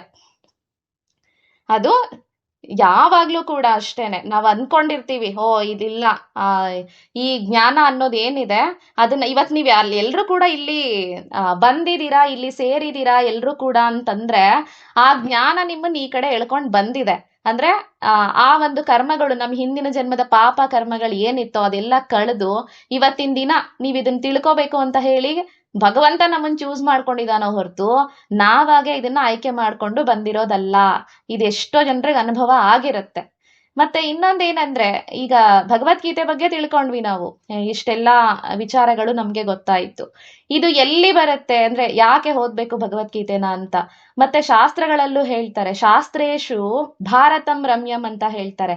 ಮಹಾಭಾರತ ಅಂತ ಅನ್ನೋದೇನಿದೆ ಅದು ಎಲ್ಲಾ ಶಾಸ್ತ್ರಗಳಿಗಿಂತ ಅದು ತುಂಬಾ ಪವಿತ್ರವಾದದ್ದು ಅಂತ. ಯಾಕಂದ್ರೆ ಎಲ್ಲಾ ಶಾಸ್ತ್ರಗಳಲ್ಲಿ, ವೇದಗಳಲ್ಲಿ, ಪುರಾಣಗಳಲ್ಲೆಲ್ಲ ಏನನ್ನ ಹೇಳಿದಾರೋ ಅದನ್ನ ವೇದವ್ಯಾಸರು ಮಹಾಭಾರತದಲ್ಲಿ ಒಂದು ಗ್ರಂಥವಾಗಿ ಮಾಡಿ ಅದರಲ್ಲಿ ಎಲ್ಲವನ್ನ ತಂದು ಇಟ್ಟಿದ್ದಾರೆ. 1,00,000 ಶ್ಲೋಕಗಳಿರುವಂತಹ ಮಹಾಭಾರತ ಅದು. ಅದನ್ನ ಪಂಚಮ ವೇದ ಅಂತ ಕೂಡ ಕರಿತೀವಿ ನಾವು. ಅಂದ್ರೆ ಅಲ್ಲಿರೋ ಅಂತಹ ಎಲ್ಲಾ ವೇದಗಳು, ಉಪನಿಷತ್ಗಳು ಮತ್ತೆ ಎಲ್ಲದ್ರಲ್ಲೂ ಇರುವಂತಹ ಸಾರನೆ ಶಾಸ್ತ್ರಗಳಲ್ಲಿ ಏನ್ ಹೇಳಿರ್ತಾರೋ ಅದೆಲ್ಲವೂ ಕೂಡ ಮಹಾಭಾರತದಲ್ಲಿ ಇದೆ ಅಂತ. ಆದ್ರೆ ಆ ಮಹಾಭಾರತದಲ್ಲೂ ಕೂಡ ಏನಾದ್ರೂ ಅಂದ್ರೆ ಅಲ್ಲಿರೋ ಅಂತಹ ಎಲ್ಲ 1,00,000 ಶ್ಲೋಕಗಳನ್ನ ಓದ್ಲಿಕ್ಕೆ ನಮ್ಗೆ ಸಾಧ್ಯ ಇಲ್ಲ, ಅರ್ಥೈಸ್ಕೊಳ್ಲಿಕ್ಕೆ ಆಗಲ್ಲ. ಯಾಕಂದ್ರೆ ಈ ಭಗವದ್ಗೀತಾನ ಎಷ್ಟೋ ಜನ ಫಸ್ಟ್ ಇಂದ ಕಲಿಯೋದಕ್ ಬಂದಿದ್ದೀರಾ ಇಲ್ಲಿ. ಇವಾಗ ಶುರು ಮಾಡಿರೋರು ಇರ್ತೀರಾ, ಹಿಂದೆ ಕೇಳಿರೋರು ಇರ್ತೀರಾ. ಅವ್ರಿಗೆಲ್ಲ ಏನ್ ಹೇಳೋದಂದ್ರೆ, ನಾನು ಹಿಂದೆ ಕೇಳಿರ್ತೀರಾ, ಎಷ್ಟೋ ಬಾರಿ ಕೇಳಿರ್ಬಹುದು ನೀವು. ಬಟ್ ಅದು ಕೇಳಿದಾಗ ಒಂದ್ ಸಾರಿ ಕೇಳಿದ್ರೆ ಸಾಲಲ್ಲ. ಯಾಕಂದ್ರೆ ಒಂದ್ ಸಾರಿ ಕೇಳಿದಾಗ ನಮ್ಗೆ ಒಂದ್ ರೀತಿ ಅರ್ಥ ಆಗಿರುತ್ತೆ, ಮತ್ತೊಮ್ಮೆ ಕೇಳಿದಾಗ ಇನ್ನಷ್ಟು ಒಳಮುಖವಾಗಿ ನಾವ್ ಅದಕ್ಕೆ ಹೋಗ್ತಾ ಇರ್ತೀವಿ. ಇವಾಗ ಈ ಭಗವದ್ಗೀತೆ ಅನ್ನೋದು ಹೇಗೆ ಅಂತಂದ್ರೆ, ಆಕಾಶ ಇದ್ದ ಹಾಗೆ. ಆಕಾಶದಲ್ಲಿ ನಾವೆಲ್ಲ ಹಾರಾಡೋ ಅಂತ ಪಕ್ಷಿಗಳು. ಆ ಪಕ್ಷಿ ಅನ್ಕೊಳ್ಳುತ್ತೆ ಹಾರಾಡ್ಬೇಕಾದ್ರೆ, ಈಗ ಆಕಾಶದಲ್ಲಿ ಗರುಡನೂ ಹಾರುತ್ತೆ, ಒಂದು ಸಣ್ಣ ನೊಣ ಕೂಡ ಹಾರಾಡ್ತಿರುತ್ತೆ. ಆಗ ಅದೇನ್ ಅನ್ಕೊಳ್ಳುತ್ತೆ ಅಂದ್ರೆ, ಅದು ಹಾರಾಡ್ತಿರೋದ್ ನೋಡಿ, ನಾನು ಪೂರ್ತಿಯಾಗಿ ಆಕಾಶನೇ ಕ್ರಮಿಸ್ಬಿಟ್ಟೆ ಅಂತ ಅನ್ಕೊಂಡ್ರೆ, ಆಕಾಶನ ಪೂರ್ತಿ ಮಾಡ್ಬಿಟ್ಟೆ ನಾನು, ಅಷ್ಟು ಫುಲ್ಲು ಆಕಾಶನೇ ಸುತ್ತಾಡ್ ಬಂದಿದ್ದೀನಿ ಅಂತ ಅನ್ಕೊಂಡ್ರೆ ನಿಜವಾಗ್ಲೂ ಅದು ನಂಬಲಿಕ್ಕೆ ಅಸಾಧ್ಯವಾದ ಮಾತಲ್ವಾ. ಅಂದ್ರೆ ಒಂದು ದೊಡ್ಡ ಪಕ್ಷಿ ಯಾವ ರೀತಿನಲ್ಲಿ ಹಾರಾಡುತ್ತೋ ಆ ರೀತಿ ಸಣ್ಣ ಒಂದು ಕೀಟಕ್ಕೆ ಹಾರ್ಲಿಕ್ಕೆ ಸಾಧ್ಯ ಇಲ್ಲ. ಅಂದ್ರೆ ನಮ್ಮ ಸಾಮರ್ಥ್ಯಕ್ಕೆ, ನಮ್ಮ ಯೋಗ್ಯತೆಗೆ ಅನುಗುಣವಾಗಿ ನಾವು, ನಮ್ಮಲ್ಲಿ ಎಷ್ಟು ಶಕ್ತಿ ಸಾಮರ್ಥ್ಯ ಇದೆಯೋ ಅದಕ್ಕನುಗುಣವಾಗಿ ನಾವು ಗೀತೆಯನ್ನ ಅರ್ಥೈಸ್ಕೊಳ್ಬಹುದೇ ಹೊರತು ಪೂರ್ತಿ ನಾನು ಇದನ್ನ ತಿಳ್ಕೊಂಡಿದೀನಿ ಅಂತ ಅನ್ನೋದು ನಿಜವಾಗ್ಲೂ ನಮ್ಮ ಅಜ್ಞಾನ ಅಂತ ಅನ್ಕೋಬೇಕು. ಅದನ್ನ ಪೂರ್ತಿಯಾಗಿ ತಿಳಿಲಿಕ್ಕೆ ಸಾಧ್ಯ ಇಲ್ಲ. ಮತ್ತೆ ಪ್ರತಿ ಬಾರಿ ನಾವು ಅದನ್ನ ಓದ್ದಾಗ್ಲೂ ಕೂಡ ನಮ್ಗೆ ಹೊಸ ರೀತಿನಲ್ಲಿ ಅದು ನಮ್ಗೆ ಕಾಣಿಸ್ಕೊಳ್ತಾ ಹೋಗುತ್ತೆ. ನಿತ್ಯ ನೂತನವಾದದ್ದು ಅಂತ ಹೇಳ್ತಾರೆ ಅದಕ್ಕೆ. ಯಾವಾಗ್ಲೂ ಹೊಸತಾಗೆ ಇರುತ್ತೋ ಹೊರತು ಇದು ನನಗೆ ಗೊತ್ತು, ಇದನ್ನ ನಾನು ಓದಿದ್ದೀನಿ, ತಿಳ್ಕೊಂಡಿದ್ದೀನಿ ಅಂತ ಹೇಳಲಿಕ್ಕೆ ಸಾಧ್ಯನೇ ಇಲ್ಲ ಭಗವದ್ಗೀತೆನ. ಹಾಗೆ ಮಹಾಭಾರತ ಅನ್ನುವಂತಹ ಗ್ರಂಥನೇ ಎಲ್ಲಾ ಶಾಸ್ತ್ರಗಳ ಸಾರವೇ ಗ್ರಂಥದಲ್ಲಿ ಇದೆ ಅಂತಾಯ್ತು. ಆ 1,00,000 ಶ್ಲೋಕಗಳನ್ನ ನಮ್ಮಿಂದ ಪೂರ್ತಿಯಾಗಿ ಕಲೀಲಿಕ್ಕೆ ಸಾಧ್ಯ ಆಗೋಲ್ಲ ಅನ್ನೋ ಕಾರಣಕ್ಕೋಸ್ಕರನೇ ಆ 1,00,000ವನ್ನ, ಈಗ 1,00,000 ಶ್ಲೋಕಗಳನ್ನ ಮಾಡಿ ಓದಿ ಅಂತಂದ್ರೆ 700 ಶ್ಲೋಕ ಪ್ರಾಕ್ಟೀಸ್ ಮಾಡೋದಕ್ಕೆ ಅಯ್ಯೋ ನನ್ ಕೈಲಾಗಲ್ಲಪ್ಪ ಅಂತ ಹೇಳ್ತೀವಿ ನಾವು. ಹೇಗೆ ಭಗವದ್ಗೀತೆಯಲ್ಲಿರೋ 700 ಶ್ಲೋಕವನ್ನ ಪ್ರಾಕ್ಟೀಸ್ ಮಾಡೋದು ಅಂತ. 1,00,000ವನ್ನ ಓದಿ, ಅಷ್ಟು ಶ್ಲೋಕಗಳನ್ನ ಓದಿ ಅರ್ಥೈಸ್ಕೊಳ್ಲಿಕ್ಕೆ ಸಮಯ ಇಲ್ಲ ಅಂತ ಹೇಳಿನೇ ಭಗವದ್ಗೀತೆ ಹಾಗೂ ವಿಷ್ಣು ಸಹಸ್ರನಾಮ ಎಂಬಂತಹ 2 ಗ್ರಂಥಗಳನ್ನ ನಮಗೆ ವೇದವ್ಯಾಸರು ನೀಡಿದ್ದಾರೆ. ಈಗಾಗ್ಲೇ ವಿಷ್ಣು ಸಹಸ್ರನಾಮವನ್ನ ಎಲ್ರು ತಿಳ್ಕೊಳ್ತಾ ಇದ್ದೀರಾ. ವಿಷ್ಣುವಿನ ಭಗವಂತನ ಒಂದು ಏನು ಗುಣಗಳಿದೆ ಅದ್ರ ಬಗ್ಗೆ ಎಲ್ಲರೂ ಕೂಡ ತಿಳ್ಕೊಳ್ತಾ ಇದ್ದೀವಿ. ಈ ಭಗವದ್ಗೀತೆನೂ ಅಷ್ಟೇನೆ. ಭಗವದ್ಗೀತೆ ಅನ್ನೋದು ಮಹಾಭಾರತದಲ್ಲಿ ಈಗ 18 ಪರ್ವಗಳಿದೆ ಅನ್ನೋದು ಗೊತ್ತು ಮಹಾಭಾರತದಲ್ಲಿ. ಅದರಲ್ಲಿ ಭೀಷ್ಮ ಪರ್ವದಲ್ಲಿ ಭಗವದ್ಗೀತೆ ಅನ್ನೋದು ಬರುತ್ತೆ ಅನ್ನೋದು ಗೊತ್ತು. ಅದು ಮಹಾಭಾರತದಲ್ಲಿ ಬಂದ್ರೂ ಕೂಡ ಯಾವುದೋ ಒಂದು ಪರ್ವದಲ್ಲಿ ಬಂದಿರುವಂತಹ ಗ್ರಂಥ ಅದು ಆಗಿದ್ರೂ ಕೂಡ, ಆ ವಿಷಯ ಆಗಿದ್ರೂ ಕೂಡ ನಮಗೆ ಹೇಗೆ ಅದರ ಮಹತ್ವ ಎಷ್ಟಿದೆ ಅಂದ್ರೆ, ಇದೇ ಒಂದು ಸಪ್ರೇಟ್ ಇದೇ ಗ್ರಂಥ ಇರಬೇಕು, ಇದೇ ಒಂದು ಬೇರೆ ಗ್ರಂಥನೇ ಇರ್ಬೇಕೇನೋ ಅನ್ನೋ ರೀತಿನಲ್ಲಿ ನಮಗೆ ಅದರ ಅಷ್ಟು ಮಹತ್ವ ಅದರಲ್ಲಿ ಇದೆ ಭಗವದ್ಗೀತೆನಲ್ಲಿ. ಅಂದ್ರೆ ಇದೇ ಪ್ರತ್ಯೇಕವಾದ ಗ್ರಂಥ ಏನೋ ಅನ್ನುವಷ್ಟರ ಮಟ್ಟಿಗೆ ಅದು ಅಷ್ಟೊಂದು ಪ್ರಸಿದ್ಧಿಯನ್ನ ಪಡ್ಕೊಂಡಿರುವಂತಹ ಗ್ರಂಥ ಅಂದ್ರೆ ಅದು ಭಗವದ್ಗೀತೆ. ಇದ್ರಲ್ಲಿ 700 ಶ್ಲೋಕಗಳಿದೆ. ಅಂದ್ರೆ ಇದ್ರ ಅರ್ಥ ಏನು ಅನ್ನೋದನ್ನ ನಾವು ನೋಡ್ಬೇಕಿಲ್ಲಿ. ಭಗವದ್ಗೀತೆ ಅಂತ ಅನ್ನೋದನ್ನ ಹೆಸರೇ ಹೇಳ್ತಾ ಇದೆ. ಭಗವದ್ಗೀತೆ ಅಂದ್ರೆ ಭಗವಂತನಿಂದ ಹೇಳಲ್ಪಟ್ಟಂತಹ, ಗೀತೆ ಅಂದ್ರೆ ಹಾಡು, ಸಾಂಗ್ ಅಂತ. ಭಗವದ್ಗೀತೆ ಅಂದ್ರೆ ಭಗವಂತನಿಂದ ಹೇಳಲ್ಪಟ್ಟಂತಹ ಗೀತೆ. ಏನು ಭಗವಂತ ಅಂತಂದ್ರೆ, ಅಂದ್ರೆ ಇದಕ್ಕೆ ಯಾಕೆ ಇಷ್ಟು ಮಹತ್ವ ಅಂದ್ರೆ, ನಾವು ಕೊನೆಗಾಲದಲ್ಲಿ ಹೇಳ್ತಾರೆ, ಲಾಸ್ಟ್ ಕೊನೆ ಕ್ಷಣದಲ್ಲಿ ಪ್ರಾಣ ಹೋಗ್ಬೇಕಾದ್ರೆ 4 ಗಕಾರಗಳು ನಮಗೆ ನೆನಪಾಗ್ಬೇಕಂತೆ. ಒಂದು ಗಂಗೆ, ಮತ್ತೆ 2ನೇದು ಗೀತಾ, ಹಾಗೆ ಗೋವಿಂದನ ನಾಮಸ್ಮರಣೆ, ಮತ್ತೆ ಗೋದಾನ. ಈ 4 ತುಂಬಾ ಇಂಪಾರ್ಟೆಂಟ್ ಅಂತ ಹೇಳ್ತಾರೆ ಕೊನೆ ಕ್ಷಣದಲ್ಲಿ. ಅಂದ್ರೆ ಸಾಯೋ ಮುಂಚೆ ಗೋದಾನ ಮಾಡಿದ್ರೆ ಶ್ರೇಷ್ಠ ಅಂತ ಹೇಳ್ತಾರೆ. ಮತ್ತೆ ಗಂಗಾಜಲವನ್ನ ಬಾಯಿಗೆ ಹಾಕ್ತಾರೆ, ಗಂಗಾಜಲದ ಒಂದು ಇದು ಮೋಕ್ಷ ಸಿಗ್ಲಿ ಅಂತ ಅನ್ನೋ ಕಾರಣಕ್ಕೋಸ್ಕರ. ಮತ್ತೆ ಗೋವಿಂದನ ನಾಮಸ್ಮರಣೆ ಅದು ಕೊನೆಗಾಲದಲ್ಲಿ ಬರ್ಬೇಕು ಅಂತ ಹೇಳ್ತಾರೆ. ಅದ್ರ ಜೊತೆಗೆ ಗೀತೆಯ ಒಂದೇ ಒಂದು ಲೈನ್, ನಾವ್ ಇಷ್ಟೆಲ್ಲ 700 ಶ್ಲೋಕ ಓದಿದ್ರು ಕೂಡ ಒಂದು ಲೈನು ಅದರ ಅರ್ಥ ನಮಗೆ ನೆನಪು ಬಂದ್ರು ಸಾಕು, ಆ ವ್ಯಕ್ತಿ ತನ್ನ ಬಂಧನದಿಂದ ಮುಕ್ತನಾಗ್ತಾನೆ ಅಂತ ಹೇಳ್ತಾರೆ. ಅಷ್ಟು ಪ್ರಾಮುಖ್ಯತೆ ಈ ಗೀತೆಗೆ ಇದೆ. ಅಷ್ಟೆಲ್ಲ ಇರ್ಬೇಕಾದ್ರೆ, ಅಂದ್ರೆ ಸ್ವತಃ ಇನ್ನೂ ಹೆಚ್ಚಿನದಾಗಿ ಹೇಳ್ಬೇಕಂದ್ರೆ, ಈಗ ಗಂಗಾ ಸ್ನಾನ ಅನ್ನೋದು ಪವಿತ್ರಕರವಾದದ್ದು. ಆದ್ರೆ ಅದ್ ಯಾರಿಗ್ ಸಿಗುತ್ತೆ ಅಂತಂದ್ರೆ, ಅಲ್ಲಿ ಹೋಗಿ ಗಂಗೆಯಲ್ಲಿ ಮುಳುಗಿ ಬಂದವರಿಗೆ ಆ ಒಂದು ಫಲ ಸಿಗಬಹುದು. ಆದ್ರೆ ಗೀತೆ ಅನ್ನೋದು ಯಾರಾದ್ರೂ ಈಗೊಬ್ರು ಪಾರಾಯಣ ಮಾಡ್ತಾ ಕುತ್ಕೊಂಡಿದ್ದಾರೆ ಅಂದ್ರೆ ಅದಕ್ಕೆ ಕೇಳಿಸ್ಕೊಂಡವ್ರಿಗೂ ಕೂಡ ಅದರ ಪುಣ್ಯ ಸಿಗುತ್ತೆ. ಗಂಗಾ ಸ್ನಾನ ಮಾಡ್ಕೊಂಡ್ ಬಂದಿರೋರ್ನ ನೋಡಿದ್ರೆ ಪುಣ್ಯ ಸಿಗೋದಲ್ಲ ನಮ್ಗೆ, ಅಲ್ಲಿ ಹೋಗಿ ಸ್ನಾನ ಮಾಡ್ಬೇಕಾಗತ್ತೆ. ಆದ್ರೆ ಗೀತೆನ ನಾವಲ್ಲಿ ಶ್ರವಣ ಮಾಡಿದ್ರು ಸಾಕು, ಅವರು ಕೂಡ ಆ ಎಲ್ಲಾ ಪಾಪಗಳಿಂದ ಅವರು ಮುಕ್ತರಾಗ್ತಾರೆ ಅನ್ನೋದನ್ನ ಸ್ವತಃ ನಾರಾಯಣನೇ, ಕೃಷ್ಣನೇ ಹೇಳಿರೋದು, ಭಗವಂತನೇ ಹೇಳಿದಾನೆ. ಇಲ್ಲಿ ಒಂದನ್ನ ನಾವು ಅಬ್ಸರ್ವ್ ಮಾಡ್ಬೇಕು, ಏನಂದ್ರೆ ಭಗವದ್ಗೀತೆ ಅಂದಾಕ್ಷಣಕ್ಕೆ ಭಗವಂತನ ಹಾಡು ಅಂತ ಇದೆ. ಯಾಕಂದ್ರೆ ಇಲ್ಲಿ ಕೃಷ್ಣ, ನಾವು ನೋಡ್ತೀವಿ ಭಗವದ್ಗೀತೆನಲ್ಲಿ ಭಗವಾನುವಾಚ ಅನ್ನೋದನ್ನ. ಯಾಕೆ ಇಲ್ಲಿ ಭಗವಾನುವಾಚ ಅಂತಾನೆ ಬಂತು? ಕೃಷ್ಣ ಉವಾಚ, ಋಷಿಕೇಶ ಉವಾಚ, ಅಚ್ಯುತ ಉವಾಚ ಅಂತ ಹೇಳ್ಬೋದಿತ್ತಲ್ಲ, ಯಾಕದು ಬಂದಿಲ್ಲ? ಭಗವಂತ ಅಂದ್ರೆ ಏನು ಅನ್ನೋದನ್ನ ಮೊದಲು ತಿಳ್ಕೊಬೇಕಾಗತ್ತೆ ನಾವು. ಯಾಕೆ ಅಂದ್ರೆ ಡೈರೆಕ್ಟ್ ಆಗಿ ಈಗ ವೇದಗಳನ್ನು ಕೂಡ ಭಗವಂತನಿಂದನೇ ಸಿಕ್ಕಿದ್ದು ನಮ್ಗೆ. ಆದ್ರೆ ಒಂದು ಗ್ಯಾಪ್ ಇದೆ ಅದಕ್ಕೆ. ವೇದಗಳನ್ನ ಬ್ರಹ್ಮನಿಗೆ ಉಪದೇಶ ಮಾಡಿ ಬ್ರಹ್ಮನ ಮುಖಾಂತರ ಸಿಕ್ಕಿದ್ದು ಅಂತ. ಆದ್ರೆ ಇದು ಗೀತಾ ಸುಗೀತಾ ಕರ್ತವ್ಯ ಕಿಮನ್ಯೈ ಶಾಸ್ತ್ರ ವಿಸ್ತರೈಹಿ ಯಾ ಸ್ವಯಂ ಪದ್ಮನಾಭಸ್ಯ ಮುಖ ಪದ್ಮಾದ್ ವಿನಿಸೃತ ಅಂತ ಹೇಳ್ತಾರೆ. ಅಂದ್ರೆ ಈ ಗೀತೆ ಅನ್ನೋದು ಸ್ವಯಂ ನಾರಾಯಣನ ಮುಖಾರವಿಂದಗಳಿಂದ ಸಿಕ್ಕಿರೋದು ನಮ್ಗೆ. Direct connection. ನಿಮ್ಗೇನಾದ್ರೂ ಭಗವಂತನೊಂದಿಗೆ ಸಂಭಾಷಣೆ ಮಾಡ್ಬೇಕು, ಕೃಷ್ಣನ ಜೊತೆಗೆ ನಾವು ಸಂಭಾಷಣೆ ಮಾಡ್ಬೇಕು ಡೈರೆಕ್ಟ್ ಆಗಿ ಅಂತಂದ್ರೆ ಅದು ಗೀತೆಯ ಮುಖಾಂತರ ಮಾತ್ರ ಸಾಧ್ಯ.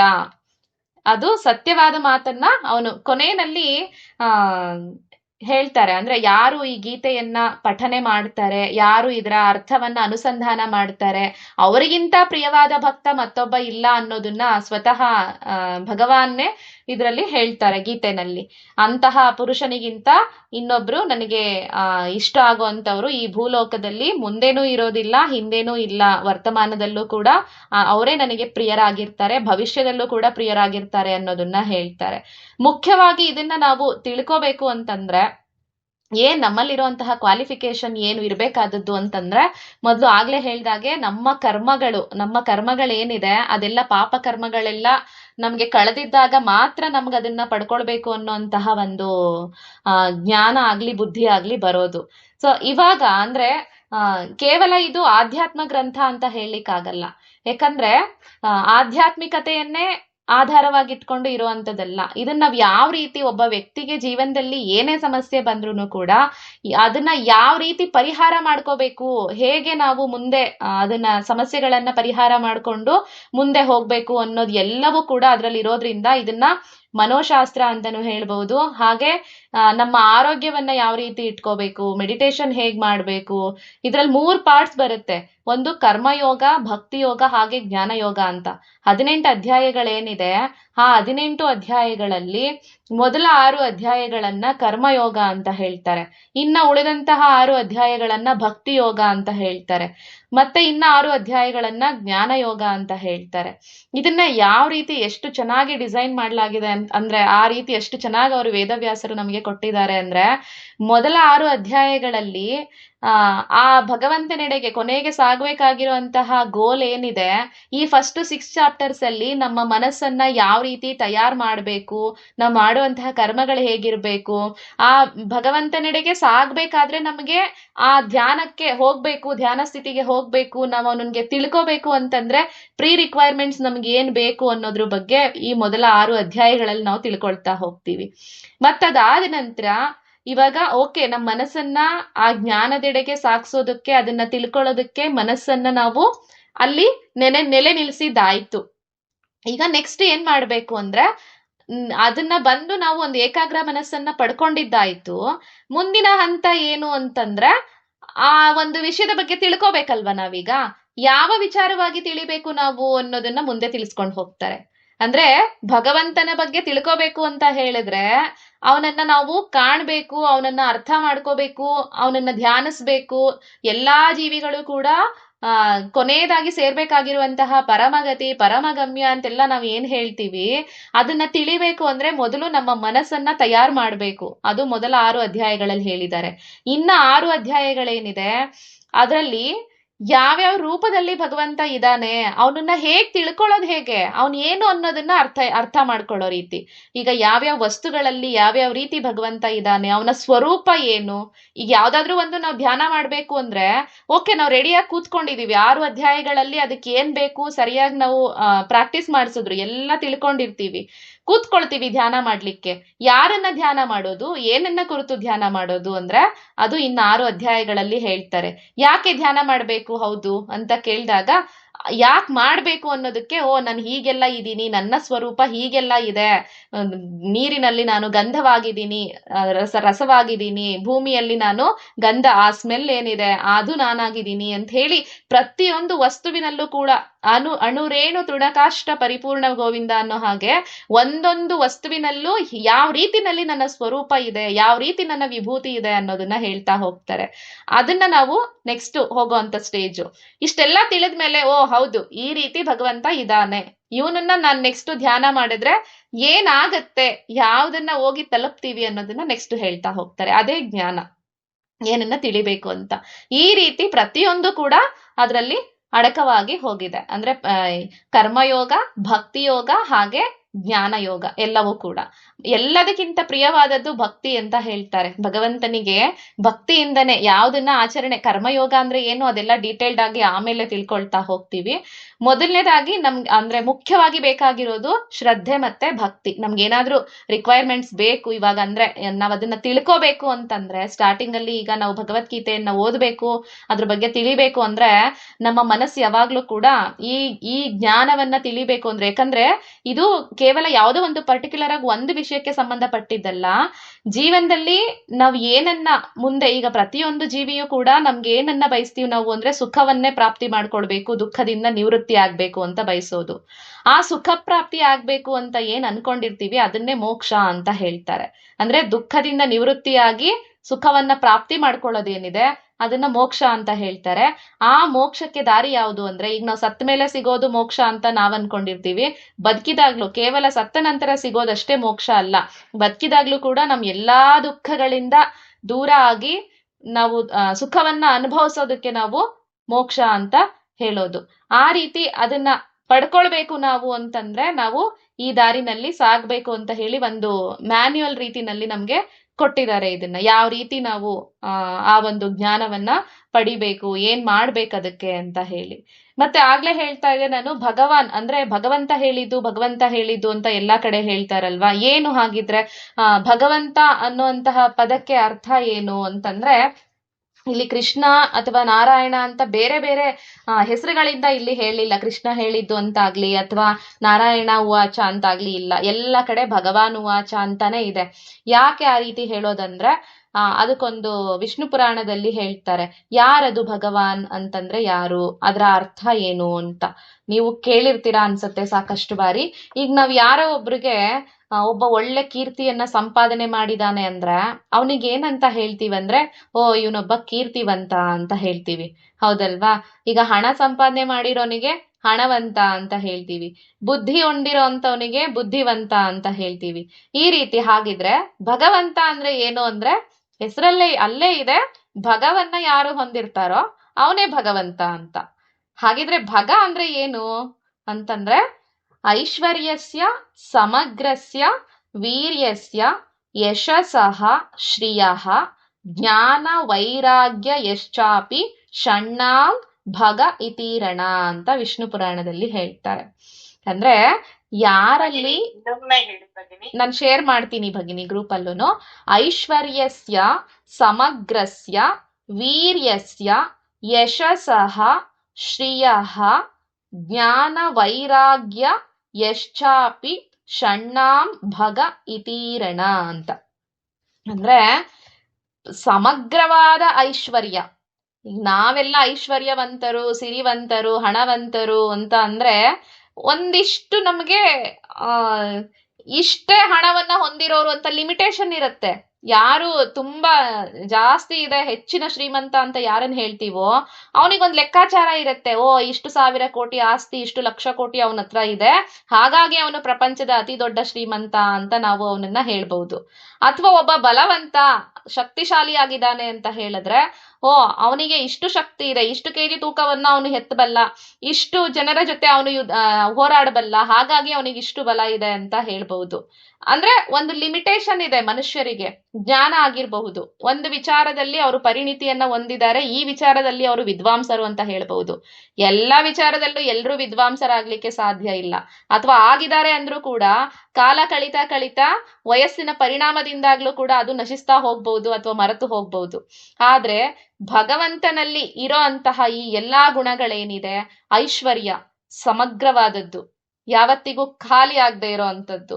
ಹಾಗೆ ಐಶ್ವರ್ಯಸ್ಯ ಸಮಗ್ರಸ್ಯ ವೀರ್ಯಸ್ಯ, ಅವನಲ್ಲಿರೋ ಅಂತಹ ಶಕ್ತಿ, ಅದಕ್ಕೂ ಕೂಡ ಬೆಲೆ ಕಟ್ಲಿಕ್ಕಾಗಲ್ಲ, ಅದನ್ನ ಅಳತೆ ಮಾಡ್ಲಿಕ್ಕೂ ಆಗಲ್ಲ ಎಷ್ಟು ಅಂತ ಹೇಳಿ. ಯಶಸ್ಸಹ, ಯಶಸ್ಸು, ಮತ್ತೆ ಶ್ರಿಯಃ, ಅವನಲ್ಲಿ ಇರ್ತಕ್ಕಂತಹ ಹಣ ಅಂದ್ರೆ ಸಂಪತ್ತು. ಶ್ರಿಯಃ ಅಂತಂದ್ರೆ ಆ ಸಂಪತ್ತು ಕೂಡ ಎಷ್ಟಿದೆ ಅಂತ ಹೇಳಿ ನಾವು ಲೆಕ್ಕ ಹಾಕ್ಲಿಕ್ಕೆ ಸಾಧ್ಯ ಇಲ್ಲ.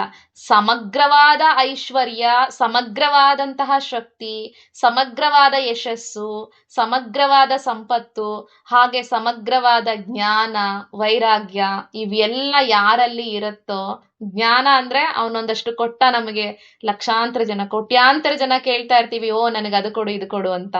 ಎಷ್ಟು ಕೊಟ್ರು ಮೊಗದು ಕೊಟ್ರು ಕೂಡ ಖಾಲಿ ಆಗದೆ ಇರುವಂತ ಐಶ್ವರ್ಯ ಹೊಂದಿರೋನೆ ಭಗವಂತ. ಅದಕ್ಕಾಗಿ ಅವನಿಗೆ ಯಾರು ಅಂದ್ರೆ, ಈ ಭಗ ಅನ್ನೋದ್ರ ಅರ್ಥ ಇದು, ಐಶ್ವರ್ಯಸ್ಯ ಸಮಗ್ರಸ್ಯ ವೀರ್ಯಸ್ಯ ಯಶಸಃ ಶ್ರಿಯಃ ಜ್ಞಾನ ವೈರಾಗ್ಯ ಯಶ್ಚಾಪಿ ಷಣ್ಣಾಂ ಭಗ ಇತೀರಣ ಅಂತ. ಇದನ್ನ ಭಗ ಅಂತ ಹೇಳ್ತೀವಿ. ಇಷ್ಟನ್ನು ಸಮಗ್ರವಾದ ಇವೆಲ್ಲವನ್ನ ಒಟ್ಟಾರೆ ಸಮಗ್ರವಾಗಿ ಹೊಂದಿರೋರಿಗೆ ಭಗವಂತ ಅಂತ ಹೇಳ್ತೀವಿ. ಅಂದ್ರೆ ಈ ಭಗವನ್ನ ಹೊಂದಿರೋನು, ಭಗ ಅಂದ್ರೇನೆ ಇದು, ಎಲ್ಲವನ್ನ ಸಮಗ್ರವಾಗಿ ಹೊಂದಿರೋ ಅಂತವನು, ಅನ್ಲಿಮಿಟೆಡ್, ಯಾವುದೇ ಲಿಮಿಟೇಷನ್ ಇಲ್ಲ. ಎಷ್ಟು ಜ್ಞಾನವನ್ನ ಪಡ್ಕೊಂಡ್ರು ಕೂಡ ಅವ್ನು ನಮಗ್ ಕೊಡ್ತಾ ಇದ್ರು ಕೂಡ ಅವನಲ್ಲಿ ಜ್ಞಾನ ಇಲ್ಲ ಅಂತ ಹೇಳಕ್ಕಾಗಲ್ಲ. ಸ್ವತಃ ಜ್ಞಾನ ಸ್ವರೂಪಿ ಅವನು, ಎಲ್ಲವನ್ನ ಕೊಡೋ ಅಂತವನು. ಅಂತಹ ಅಂದ್ರೆ ಈಗ ನಾವು ಅಲ್ಲಿ ನೋಡ್ಬೇಕಾಗಿರೋದಂದ್ರೆ ಕೇವಲ ಓ ಇಲ್ಲ ಇದು ಒಬ್ಬ ಕೃಷ್ಣ ಹೇಳಿದ್ದು ಇಲ್ಲ ಅಂದ್ರೆ ಆ ಒಂದು ಭಗವಂತ ಅಂದ್ರೆ ಎಲ್ಲ ಪೂರ್ತಿಯಾಗಿ ಒಂದು ಅದೇನು ಬ್ರಹ್ಮತತ್ವ ಇದೆ ಅದ್ರ ಬಗ್ಗೆ ಹೇಳ್ತಾ ಇದ್ದಾರೆ ಇಲ್ಲಿ ಅನ್ನೋದನ್ನ ಅರ್ಥ ಮಾಡ್ಕೋಬೇಕು. ಸ್ವತಃ ಭಗವಂತನಿಂದ ಅರ್ಜುನನಿಗೆ ಹೇಳಲ್ಪಟ್ಟಂಥದ್ದು ಇದು. ಹಾಗಾಗಿ ನೇರವಾಗಿ ಸಂಬಂಧಪಟ್ಟಿರೋದ್ರಿಂದಾಗಿ, ನೇರವಾಗಿ ಭಗವಂತನ ಮುಖಾರವಿಂದಗಳಿಂದ ಹೇಳಿರೋದ್ರಿಂದಾಗಿ ಇದನ್ನ ಅಷ್ಟೊಂದು ಮಹತ್ವ ಇದೆ ಈ ಭಗವದ್ಗೀತೆಗೆ ಅಂತ ಹೇಳ್ತಾರೆ, ನೇರವಾಗಿ ಸಿಕ್ಕಿರೋ ಅಂಥದ್ದು. ಅಂದ್ರೆ ನಮ್ಮ ಜೀವನದಲ್ಲೂ ಅಷ್ಟೇ, ಯಾವ ಸಂದರ್ಭದಲ್ಲಿ ಇದು ಬಂತು ಅದನ್ನೆಲ್ಲ ನೋಡ್ತಾ ಹೋದ್ರೆ ಆ ಒಂದು ಸಂದರ್ಭಗಳು ನಮಗೂ ಕೂಡ ಎದುರಾಗ್ತಾನೆ ಇರತ್ತೆ. ಆ ಈಗ ಕೆಲವೊಮ್ಮೆ ಏನನ್ನ ಮಾಡ್ಬೇಕು, ಈ ಸಿಚುಯೇಷನ್ ಅಲ್ಲಿ ನಮ್ಗೆ ಏನನ್ನ ನಿರ್ಧಾರ ತಗೋಬೇಕು ಅನ್ನೋದು ಯಾರಿಗೂ ಕೂಡ ಗೊತ್ತಾಗಲ್ಲ. ಅಲ್ಲಿ ಬಂದಂತ ಪ್ರಸಂಗನೇ ಅದಲ್ವಾ. ಅರ್ಜುನನಿಗೆ ಅವನಿಗೇನು ಮೋಹ ಉಂಟಾಗಿತ್ತು, ಈಗ ಎಲ್ರಿಗೂ ಹಿನ್ನೆಲೆ ಗೊತ್ತಿದೆ ಅಂತ ಅನ್ಕೊಳ್ತೀನಿ, ಎಲ್ರು ಹೊಸಬ್ರು ಯಾರು ಇಲ್ಲ ಅಂತ. ಆದ್ರೂ ಕೂಡ ಈಗ ಎರಡು ಕುಟುಂಬ, ಪಾಂಡವರು ಕೌರವರು ಅಂತ ಎರಡು ಕುಟುಂಬವನ್ನ ತಗೊಂಡಾಗ ಅವರಲ್ಲಿ ಕೌರವರಿಗೆ ಪಾಂಡವರನ್ನ ಕಂಡ್ರೆ ಆಗ್ತಿರೋದಿಲ್ಲ. ಅವರು ಪಗಡೆ ಆಟದಲ್ಲಿ ಸೋತು ರಾಜ್ಯವನ್ನ ಬಿಟ್ಟು ಅವರು ವನವಾಸಕ್ಕೆ ಹೋಗ್ಬೇಕಾಗತ್ತೆ. ಎಲ್ರು ಅನ್ಕೊಂಡಾಗ ಏನು ಅವರು ಬೆಟ್ಸ್ ಕಟ್ಟಿದ್ರು ಆ ರೀತಿ ವನವಾಸಕ್ಕೆ ಹೋಗ್ತಾರೆ. ವಾಪಸ್ ಬಂದಾಗ 1 ವರ್ಷ ಅಜ್ಞಾತವಾಸ, 12 ವರ್ಷ ವನವಾಸ ಮುಗಿಸ್ಕೊಂಡ್ ಬಂದಾಗ ಅವರಿಗೆ ಕೊಡೋದಿಲ್ಲ, ರಾಜ್ಯವನ್ನ ಕೊಡ್ಲಿಕ್ಕೆ ಒಪ್ಕೊಳ್ಳಲ್ಲ. ಇದೆಲ್ಲ ವಿಸ್ತಾರವಾಗಿ ಮೊದಲನೇ ಅಧ್ಯಾಯ ಪ್ರಾರಂಭ ಮಾಡಿದಾಗ್ಲೇ ಕತೆಗಳೆಲ್ಲ ತುಂಬಾನೇ ಬರುತ್ತೆ. ಆದ್ರೆ ನಾನು ಸ್ವಲ್ಪ ಇದ್ರ ಏನು ಮುಖ್ಯ ಭೂಮಿಕೆ ಏನಿತ್ತು, ಅರ್ಜುನ ಭಗವದ್ಗೀತೆ ಮಾಡ್ಬೇಕು, ಅವನಿಗೆ ಅರ್ಜುನನಿಗೆ ಬೋಧನೆ ಮಾಡ್ಬೇಕು ಅಂದ್ರೆ ಮುಖ್ಯ ಭೂಮಿಕೆ ಏನಾಗಿತ್ತು ಅಂತ ತಿಳಿಲಿಕ್ಕೋಸ್ಕರ ಹೇಳ್ತಿರೋವಂಥದ್ದು. ಆಗ ರಾಜ್ಯವನ್ನ ಕೊಡ್ಲಿಕ್ಕೆ ಒಪ್ಪಲ್ಲ, ಯುದ್ಧವೇ ಸರಿಯಾದದ್ದು ಅಂತ ಹೇಳಿ ಯುದ್ಧ ಮಾಡ್ಲಿಕ್ಕೆ ರೆಡಿ ಆಗ್ತಾರೆ. ರೆಡಿ ಆದಾಗ ಇವಾಗ ಅರ್ಜುನ ಕೃಷ್ಣನ ಜೊತೆ ಇದಾನೆ. ಅಂದ್ರೆ ಕೃಷ್ಣ ಅರ್ಜುನನ್ ಜೊತೆ ಸಾರಥಿಯಾಗಿ ಬಂದಿದ್ದಾನೆ. ಈಗ ಅವನಿಗೆ ಅರ್ಜುನ ಹೇಳ್ತಾನೆ, ಎರಡೂ ಸೈನ್ಯದ ಮಧ್ಯೆ ನನ್ನ ರಥವನ್ನ ತಗೊಂಡೋಗಿ ನಿಲ್ಸು, ಯಾರ್ಯಾರೆಲ್ಲ ನನ್ನ ಜೊತೆ ಯುದ್ಧ ಮಾಡ್ಲಿಕ್ಕೆ ಬಂದಿದ್ದಾರೆ ನಾನ್ ನೋಡ್ಬೇಕು ಅಂತ. ಆಗ ಅವ್ನ್ ತಗೊಂಡೋಗ್ಬಿಟ್ಟು ಕೃಷ್ಣ ಅರ್ಜುನನ್ ಹತ್ರ ತಗೊಂಡೋಗಿ ದುರ್ಯೋಧನ ದುಶ್ಯಾಸನಗಳ ಅವರ ಮಧ್ಯೆ ತಗೊಂಡೋಗಿ ರಥವನ್ನ ನಿಲ್ಸಿದ್ರೆ ಅವನಿಗೆ ತಕ್ಷಣಕ್ಕೆ ಕೋಪ ಬಂದಿರೋದು, ಇವ್ರನ್ನೆಲ್ಲ ಕೊಲ್ಬೇಕು ನಾನು ಅಂತ. ಯಾಕಂದ್ರೆ ಅಷ್ಟು ದುಷ್ಟರಾಗಿದ್ರು ಅವರು. ಆದ್ರೆ ಕೃಷ್ಣ ಏನ್ ಮಾಡ್ತಾನೆ, ಹೋಗ್ಬಿಟ್ಟು ಭೀಷ್ಮ ಮತ್ತೆ ದ್ರೋಣರ ಒಂದು ಸಮ್ಮುಖದಲ್ಲಿ ತಗೊಂಡೋಗಿ ನಿಲ್ಲಿಸಿದಾಗ ಅವನಿಗೆ ಮೋಹಕ್ಕೊಳಗಾಗಿ ಹೇಳ್ತಾನೆ, ನಾನು ಯುದ್ಧ ಮಾಡೋದಿಲ್ಲ, ಏನ್ ಮಾಡ್ಬೇಕು ಅಂತ ನಂಗೆ ಗೊತ್ತಾಗ್ತಿಲ್ಲ, ಸರಿ ಯಾವ್ದು ತಪ್ಪ್ಯಾವ್ದು ಅನ್ನೋದು ನಂಗೆ ಅರ್ಥ ಆಗ್ತಿಲ್ಲ, ಧರ್ಮ ಸಂಕಟಕ್ಕೆ ಸಿಕ್ಕಾಕೊಂಡ್ಬಿಟ್ಟಿದೀನಿ ನಾನು, ಯಾಕೆ ಇವ್ರನ್ನೆಲ್ಲ ಕೊಂದು ನಾನು ಏನ್ ಮಾಡ್ಬೇಕಿದೆ, ಇವರ ಒಂದು ಸಮಾಧಿ ಮೇಲೆ ನಾನು ರಾಜ್ಯವನ್ನ ಕಟ್ಟು ಆಳ್ಬೇಕಾಗಿರೋ ಅಂತದ್ ಏನಿದೆ, ಇದಕ್ಕಿಂತ ಭಿಕ್ಷೆ ಬೇಡೋದೇ ಹೆಚ್ಚು, ಹಾಗೆ ಹೀಗೆ ಅಂತೆಲ್ಲ ವೇದಾಂತಿ ತರ ಹೇಳಿ ಅವನು ಕುಸಿದು ಕುತ್ಕೊಂಡ್ಬಿಡ್ತಾನೆ. ಏನ್ ಮಾಡ್ಬೇಕು ಅಂತ ನಂಗೆ ಗೊತ್ತಾಗ್ತಿಲ್ಲ ಅಂತ. ಅಂದ್ರೆ ಕೆಲವೊಂದು ಇದು ಬರೀ ಅರ್ಜುನನ ಸಮಸ್ಯೆ ಅಲ್ಲ, ಅಲ್ಲಿ ಯುದ್ಧರಂಗದಲ್ಲಿ ಅವನ ಮನಸ್ಸು ಆ ರೀತಿ ಆಗ್ತಿರ್ಬಹುದು. ಆದ್ರೆ ಇಲ್ಲಿ ನಮ್ಮ ಒಂದು ಸಂಸಾರದಲ್ಲಿ ನಮಗೂ ಕೂಡ ಒಂದು ಸಮಸ್ಯೆಗಳು, ಒಂದಲ್ಲ ಒಂದು ಸಮಸ್ಯೆಗಳು ಇದ್ದೇ ಇರುತ್ತೆ. ಯಾವ ಸಂದರ್ಭದಲ್ಲಿ ಏನನ್ನ ಮಾಡ್ಬೇಕು ಏನು ಅನ್ನೋದು ಯಾವುದು ಕೂಡ ನಮ್ಗೆ ಅರ್ಥ ಆಗ್ತಿರಲ್ಲ. ಈ ನಿರ್ಧಾರ ತಗೊಂಡ್ರೆ ಸರಿನಾ, ಈ ದಾರಿಲಿ ಹೋದ್ರೆ ಸರಿನಾ, ಯಾವುದು ಕೂಡ ಗೊತ್ತಾಗೋದಿಲ್ಲ. ಒಂದು DVG ಅವರು ಒಂದು ಇದನ್ನ ಹೇಳ್ತಾರೆ ಕಗ್ಗದಲ್ಲಿ, ಒಬ್ಬನೇ ನಿಲುವೆನಿ ಏನೋ ಒಂದಿದೆ, ಅದು ಶೇರ್ ಮಾಡ್ತೀನಿ ನಾನು ನಿಮ್ಗೆ. ಅಂದ್ರೆ ನಮ್ಮ ಬದುಕಿನ ಒಂದು ಸಂಕಷ್ಟದ ಸಮಯಗಳಿರುತ್ತಲ್ಲ, ಆ ಧರ್ಮ ಸಂಕಟದ ಸಮಯದಲ್ಲಿ ಯಾರು ಕೂಡ ನಮ್ಮ ಹತ್ರ ಬರೋದಿಲ್ಲ, ಒಬ್ರೇ ನಾವು ಅದನ್ನ ಎದುರಿಸ್ಬೇಕಾಗತ್ತೆ. ಇದನ್ ಮಾಡ್ಬೇಕಾ ಮಾಡ್ಬಾರ್ದಾ ಅಂತ ನಿರ್ಧಾರ ತಗೊಳ್ಬೇಕಾಗಿರೋದು ನಾವೇ ಆಗಿರುತ್ತೆ. ಮತ್ತೆ ಮರಣದ ಸಮಯದಲ್ಲಿ ಯಾರು ಬರ್ತಾರೆ ಜೊತೆಗೆ, ಕೊನೆವರೆಗೂ ಬರಬಹುದು ಎಲ್ರೂ ಕೂಡ. ಮರಣದ ಸಮಯದಲ್ಲಿ ಒಬ್ರೇ ಹೋಗ್ಬೇಕು. ಹಾಗೆ ಮೋಕ್ಷ ಸಿಗ್ಬೇಕು ಅಂತಂದಾಗ ಯಾರು ಕೂಡ ಜೊತೆಗೆ ಬರ್ಲಿಕ್ ಸಾಧ್ಯ ಇಲ್ಲ. ಮೋಕ್ಷವನ್ನ ಅವನೊಬ್ಬನ್ಗೆ ಕೊಡ್ಲಿಕ್ ಸಾಧ್ಯ, ಯಾಕಂದ್ರೆ ಅವನಿಗೆ ಎಲ್ಲವನ್ನ ಬಿಟ್ಟು ಹೋಗಿರ್ಬೇಕು. ಅವಾಗ ಆ ಮೋಕ್ಷವನ್ನ ಕೊಡೋ ಅಂತ ಗುರುಗಳಿರ್ತಾರಲ್ವಾ, ಯಾರು ಮೋಕ್ಷವನ್ನ ಕೊಡ್ತಿದ್ದಾರೆ ಅವ್ರ ಮೇಲೂ ಕೂಡ ಅವನಿಗೆ ವ್ಯಾಮೋಹ ಅನ್ನೋದು ಇರೋ ಹಾಗಿಲ್ಲ, ಇವ್ರು ನನಗ್ ಮೋಕ್ಷ ಕೊಡ್ತಿದ್ದಾರೆ ಅಂತ. ಅದನ್ನು ಕೂಡ ಬಿಟ್ಟಿರ್ಬೇಕು ಅವನು, ಆಗಷ್ಟೇ ಮೋಕ್ಷ ಪಡಿಲಿಕ್ಕೆ ಸಾಧ್ಯ. ಈ ರೀತಿ ಜೀವನದಲ್ಲಿ ಏನೇ ಕಷ್ಟಗಳು ಬಂದ್ರೂ ಕೂಡ ಎಲ್ಲದಕ್ಕೂ ಕೂಡ ಒಂಟಿಯಾಗಿ ಎದುರಿಸ್ಬೇಕು ನೀನು. ಹಾಗಿದ್ಮೇಲೆ ಈ ಮೋಹ ಅನ್ನೋದು ನಿನಗೆ ಯಾಕೆ ಅನ್ನೋದು DVG ಅವ್ರು ಹೇಳೋದು. ಈ ಮೋಹ ಯಾಕೆ ನಾನು ನನ್ನವರು ಎಂಬಂತಹ ಮೋಹವನ್ನ ಯಾಕೆ ಇಟ್ಕೊಳ್ತೀಯ ನೀನು ಅಂತ ಹೇಳ್ತಾರೆ. ಇಲ್ಲೂ ಕೂಡ ಅರ್ಜುನನ ಕತೆ ಆಗಿರೋದು ಹಾಗೇನೆ. ಅಂದ್ರೆ ಎಲ್ಲ ನಂದು, ನಮ್ಮವರು, ನಾನು, ನನ್ನದು ಅಂತ ಯಾವಾಗ ನಮ್ಮಲ್ಲಿ ಮೋಹ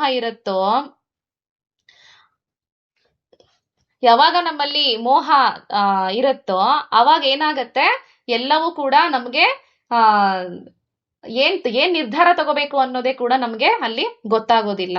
ಅದಕ್ಕೋಸ್ಕರ ಇಲ್ಲಿ ಕೃಷ್ಣ ರಥದ ಸಾರಥಿಯಾಗಿದ್ದ ಅರ್ಜುನನಿಗೆ ಅಲ್ವಾ. ಇಲ್ಲಿ ಅರ್ಥ ಮಾಡ್ಕೋಬೇಕಾಗಿರೋದೇನಂದ್ರೆ, ಒಂದು ರಥ, ಆ ರಥಕ್ಕೆ ಸಾರಥಿ, ಆ ರಥದಲ್ಲಿ 5 ಕುದುರೆಗಳಿರತ್ತೆ ಕೃಷ್ಣನ ರಥದಲ್ಲಿ. ಇದರ ಅರ್ಥ ಏನು ಅಂತಂದ್ರೆ, ಆ 5 ಕುದುರೆಗಳನ್ನ ಕಟ್ಟಿರ್ತಾರಲ್ಲ ಅರ್ಜುನನ ರಥದಲ್ಲಿ, 5 ಕುದುರೆಗಳಿರತ್ತೆ. ಈ ಶರೀರ ಅನ್ನೋದು ಒಂದು ರಥ, ಕೃಷ್ಣ ಅರ್ಜುನ ಹೇಗಿರ್ತಾರೆ ಭಗವದ್ಗೀತೆ ಬೋಧನೆ ಮಾಡ್ಬೇಕಾದ್ರೆ ಅದು ಹೇಗಿರತ್ತೆ ಅಂತ. ರಥದಲ್ಲಿ ಅರ್ಜುನ ಕೂತ್ಕೊಂಡಿರ್ತಾನೆ, 5 ಕುದುರೆಗಳು ರಥಕ್ಕೆ ಕಟ್ಟಿರ್ತಾರೆ, ಕೃಷ್ಣ ಅದರಲ್ಲಿ ಇರ್ತಾನೆ. ಇಲ್ಲಿ ಅದರ ಅರ್ಥ ತಿಳ್ಕೋಬೇಕು ಅಂದ್ರೆ ಆ 5 ಕುದುರೆಗಳೇನಿದೆ ಅದು ನಮ್ಮ ಇಂದ್ರಿಯಗಳು. 5 ಕುದುರೆಗಳು 5 ಇಂದ್ರಿಯಗಳ ಸಂಕೇತ. ಆ 5 ಇಂದ್ರಿಯಗಳನ್ನ ಈ ಶರೀರ ಎಂಬಂತಹ ರಥದಲ್ಲಿ 5 ಇಂದ್ರಿಯಗಳು ಯಾವ ಕೂಡ ನಮ್ಮ ಮಾತನ್ನ ಕೇಳೋದಿಲ್ಲ.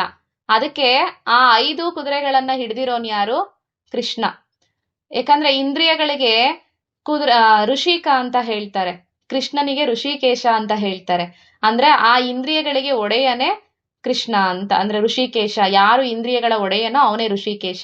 ಆ 5 ಇಂದ್ರಿಯಗಳನ್ನ ನಾವು ಕಂಟ್ರೋಲ್ ಮಾಡ್ಲಿಕ್ಕೆ ಆ ಭಗವಂತನನ್ನ ಆಶ್ರಯಿಸ್ಬೇಕು ಅನ್ನೋದು ಅದರ ಅರ್ಥ. ಮತ್ತೆ ಇನ್ನೊಂದೇನಂದ್ರೆ ಶಂಕರಾಚಾರ್ಯರು ಈಗ ಒಂದೊಂದು ನಮ್ಮ ಅವರ ವಿವೇಕ ಚೂಡಾಮಣಿ ಗ್ರಂಥದಲ್ಲಿ ಒಂದು ಇದನ್ನ ಹೇಳ್ತಾರೆ, ಒಂದು ಶ್ಲೋಕ ಇದೆ. ಅದೇನಂದ್ರೆ ನಾವ್ ಯಾವ ರೀತಿ ಇಂದ್ರಿಯಗಳಿಗೆ ಬಲಿಯಾಗಿರ್ತೀವಿ ಅಂದ್ರೆ ಒಂದೊಂದು ಇದು ಕೂಡ ಒಂದೊಂದು ಪ್ರಾಣಿ ಕೂಡ ಹೇಗೆ ಇಂದ್ರಿಯಗಳ ಒಂದು ಇದಕ್ಕೆ ಸಿಕ್ಕಾಕೊಂಡು ಒದ್ದಾಡ್ತಿರತ್ತೆ ಅನ್ನೋದಕ್ಕೆ ಒಂದು ಶ್ಲೋಕ ಇದೆ, ಅದನ್ನ ಹೇಳ್ತೀನಿ.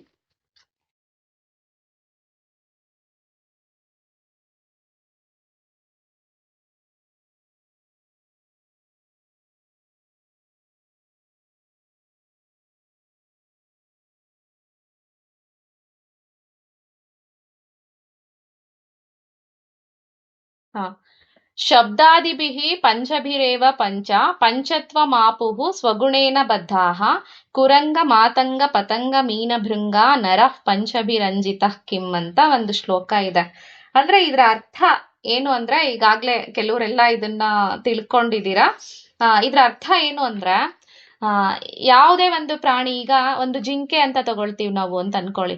ಆ ಜಿಂಕೆಯನ್ನ ಒಬ್ಬ ಬೇಟೆಗಾರ ಬೇಟೆ ಆಡ್ಬೇಕು ಅಂತಂದ್ರೆ ಕುರಂಗ ಮಾತಂಗ ಪತಂಗ ಮೀನ ಭೃಂಗ ಅಂತ 5 ಪ್ರಾಣಿಗಳನ್ನ ಅವರು ತಗೊಂಡು ಉದಾಹರಣೆಯಾಗಿ ಹೇಳ್ತಾರೆ. ಮೊದಲನೇದಾಗಿ ಕುರಂಗ ಅಂತ ಹೇಳ್ತಾರೆ. ಕುರಂಗ ಅಂದ್ರೆ ಜಿಂಕೆ. ಆ ಜಿಂಕೆ ಅದನ್ನ ಟ್ರ್ಯಾಪ್ ಮಾಡ್ಬೇಕು ಅಂದ್ರೆ ಬೇಟೆಗಾರ ಏನ್ ಮಾಡ್ತಾನೆ, ವಾದ್ಯಗಳನ್ನ ನುಡಿಸ್ತಾನೆ. ವಾದ್ಯಗಳು ಎಲ್ಲಿ ನುಡಿಯುತ್ತೋ ಅದು ಕಿವಿಗೆ ಇಂಪಾಗಿ ಕೇಳಿಸುತ್ತಲ್ಲ, ಅದಕ್ಕೆ ಎಲ್ಲಿ ಆ ಮ್ಯೂಸಿಕ್ ಕೇಳಿಸ್ತಾ ಇರುತ್ತೋ ಆ ಮ್ಯೂಸಿಕ್ ಕಡೆಗೆ ಅದು ಬರ್ತಾ ಹೋಗುತ್ತೆ. ಅವಾಗ ಅದನ್ನ ಬೇಟೆ ಆಡ್ತಾನೆ ಬೇಟೆಗಾರ. ಅಂದ್ರೆ ಕಿವಿಗೆ ಸಂಬಂಧಪಟ್ಟಿದ್ದು 5 ಇಂದ್ರಿಯಗಳಿಗೆ 5 ಪ್ರಾಣಿಗಳನ್ನ ಉದಾಹರಣೆಯಾಗಿ ಕೊಡ್ತಾ ಹೋಗ್ತಾರೆ. ಅದು ಕಿವಿಗೆ ಸಂಬಂಧಪಟ್ಟಿದ್ದು, ಕಿವಿಗೆ ಇಂಪಾದ ಧ್ವನಿ ಕೇಳಿ ಅದು ಟ್ರ್ಯಾಪ್ ಆಗುತ್ತೆ. ಹಾಗೆ ಕುರಂಗ ಮಾತಂಗ ಅಂತಂದ್ರೆ ಆನೆ. ಅದಕ್ಕೆ ಸ್ಪರ್ಶ ಸುಖ ಅಂದ್ರೆ ತುಂಬಾ ಇಷ್ಟ. ಅದಕ್ಕೆ ಏನ್ ಮಾಡ್ತಾರೆ, ಆನೆಯನ್ನ ಕೆಡ್ಡ ತೋಡಿ ಮತ್ತೊಂದು ಹೆಣ್ಣಾನೆಯನ್ನ ತರಿಸಿ ಅದಕ್ಕೆ ಅದರಿಂದ ಅಟ್ರಾಕ್ಟ್ ಆಗಿ ಅದೇನ್ ಮಾಡುತ್ತೆ, ಅದು ಟ್ರ್ಯಾಪ್ ಆಗುತ್ತೆ. ಆನೆಯನ್ನ ಕೆಡ್ಡಕ್ ಬೀಳಿಸ್ಬೇಕು ಅಂದ್ರೆ ಈ ರೀತಿ ಮಾಡ್ತಾರೆ. ಅಂದ್ರೆ ಸ್ಪರ್ಶ ಸುಖಕ್ಕಾಗಿ ಅದು ಬಲಿಯಾಗತ್ತೆ. ಇನ್ನು ಪತಂಗ ಅಂದ್ರೆ ಈ ಬೆಳಕಿನ ಹುಳುಗಳಿರತ್ತಲ್ಲ, ಅದು ಕಣ್ಣು. ಅದರ ಒಂದು ವೀಕ್ನೆಸ್ ಏನಂದ್ರೆ ಕಣ್ಗಳು. ಅದಕ್ಕೆ ಸುಂದರವಾಗಿ ಆ ಬೆಳಕು ಕಾಣಿಸ್ತಿದೆ ಅಂತ ಹೇಳಿ ಆ ಒಂದು ಬೆಳಕಿಗೆ ಬಂದು ಅದು ಅಟ್ರಾಕ್ಟ್ ಆಗಿ ತನ್ನ ಪ್ರಾಣವನ್ನ ಕಳ್ಕೊಳ್ಳುತ್ತೆ. ದೀಪದ ಬೆಳಕಿನಲ್ಲಿ ಬಂದು ಅದಕ್ಕೆ ಸಿಕ್ಕಿ ಬೆಂಕಿ ಒಳಗಡೆ ಸಿಕ್ಕಾಕೊಂಡು ನರಳಾಡಿ ಸಾಯುತ್ತೆ. ಇನ್ನು ಮೀನು, ಅದಕ್ಕೆ ನಾಲಿಗೆಯ ಒಂದು ರುಚಿ. ನಾಲಿಗೆಯ ರುಚಿಗೆ ಮಾರು ಹೋಗಿ ಅದೇನ್ ಮಾಡತ್ತೆ, ನಾಲಿಗೆ ರುಚಿಗೆ ಮಾರು ಹೋಗ್ಬಿಟ್ಟು ಅದಕ್ಕೆ ಒಂದು ಮೀನ್ ಹಿಡಿಬೇಕಾದ್ರೆ ಏನಾದ್ರೂ ಒಂದು ಗಾಳ ಹಾಕ್ತಾರಲ್ಲ, ಗಾಳ ಹಾಕಿದ್ರೆ ಒಂದೇನಾದ್ರೂ ಅದಕ್ಕೆ ಇಷ್ಟ ಆಗಿರೋ ತಿಂಡಿಯನ್ನ ಹಾಕ್ಬಿಟ್ಟು ಮೀನನ್ನ ಗಾಳಕ್ಕೆ ಬೇಯಿಸ್ತಾರೆ.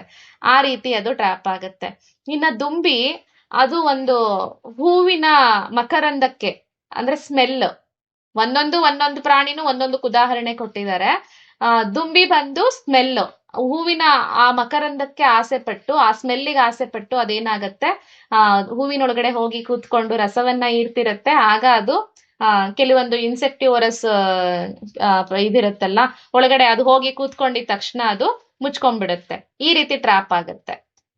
ಹೀಗೆ ಪ್ರತಿಯೊಂದು ಕೂಡ ಜಿಂಕೆ ಕಿವಿಯಿಂದ ಅಂದ್ರೆ ಅದು ಒಂದು ಒಳ್ಳೆ ಇಂಪಾದ ಧ್ವನಿಗೆ ಮಾರು ಹೋಯ್ತು. ಆನೆ ಸ್ಪರ್ಶ ಸುಖಕ್ಕೆ ಮಾರು ಹೋಯ್ತು. ಪತಂಗ ಅನ್ನೋದು ಬೆಳಕು ಅಂದ್ರೆ ಕಣ್ಣಿನ ನೋಟಕ್ಕೆ ಮಾರು ಹೋಯ್ತು. ಹಾಗೆ ಮೀನು ಬಾಯಿ ರುಚಿಗೆ, ನಾಲಿಗೆಯ ರುಚಿಗೆ ಮಾರು ಹೋಯ್ತು.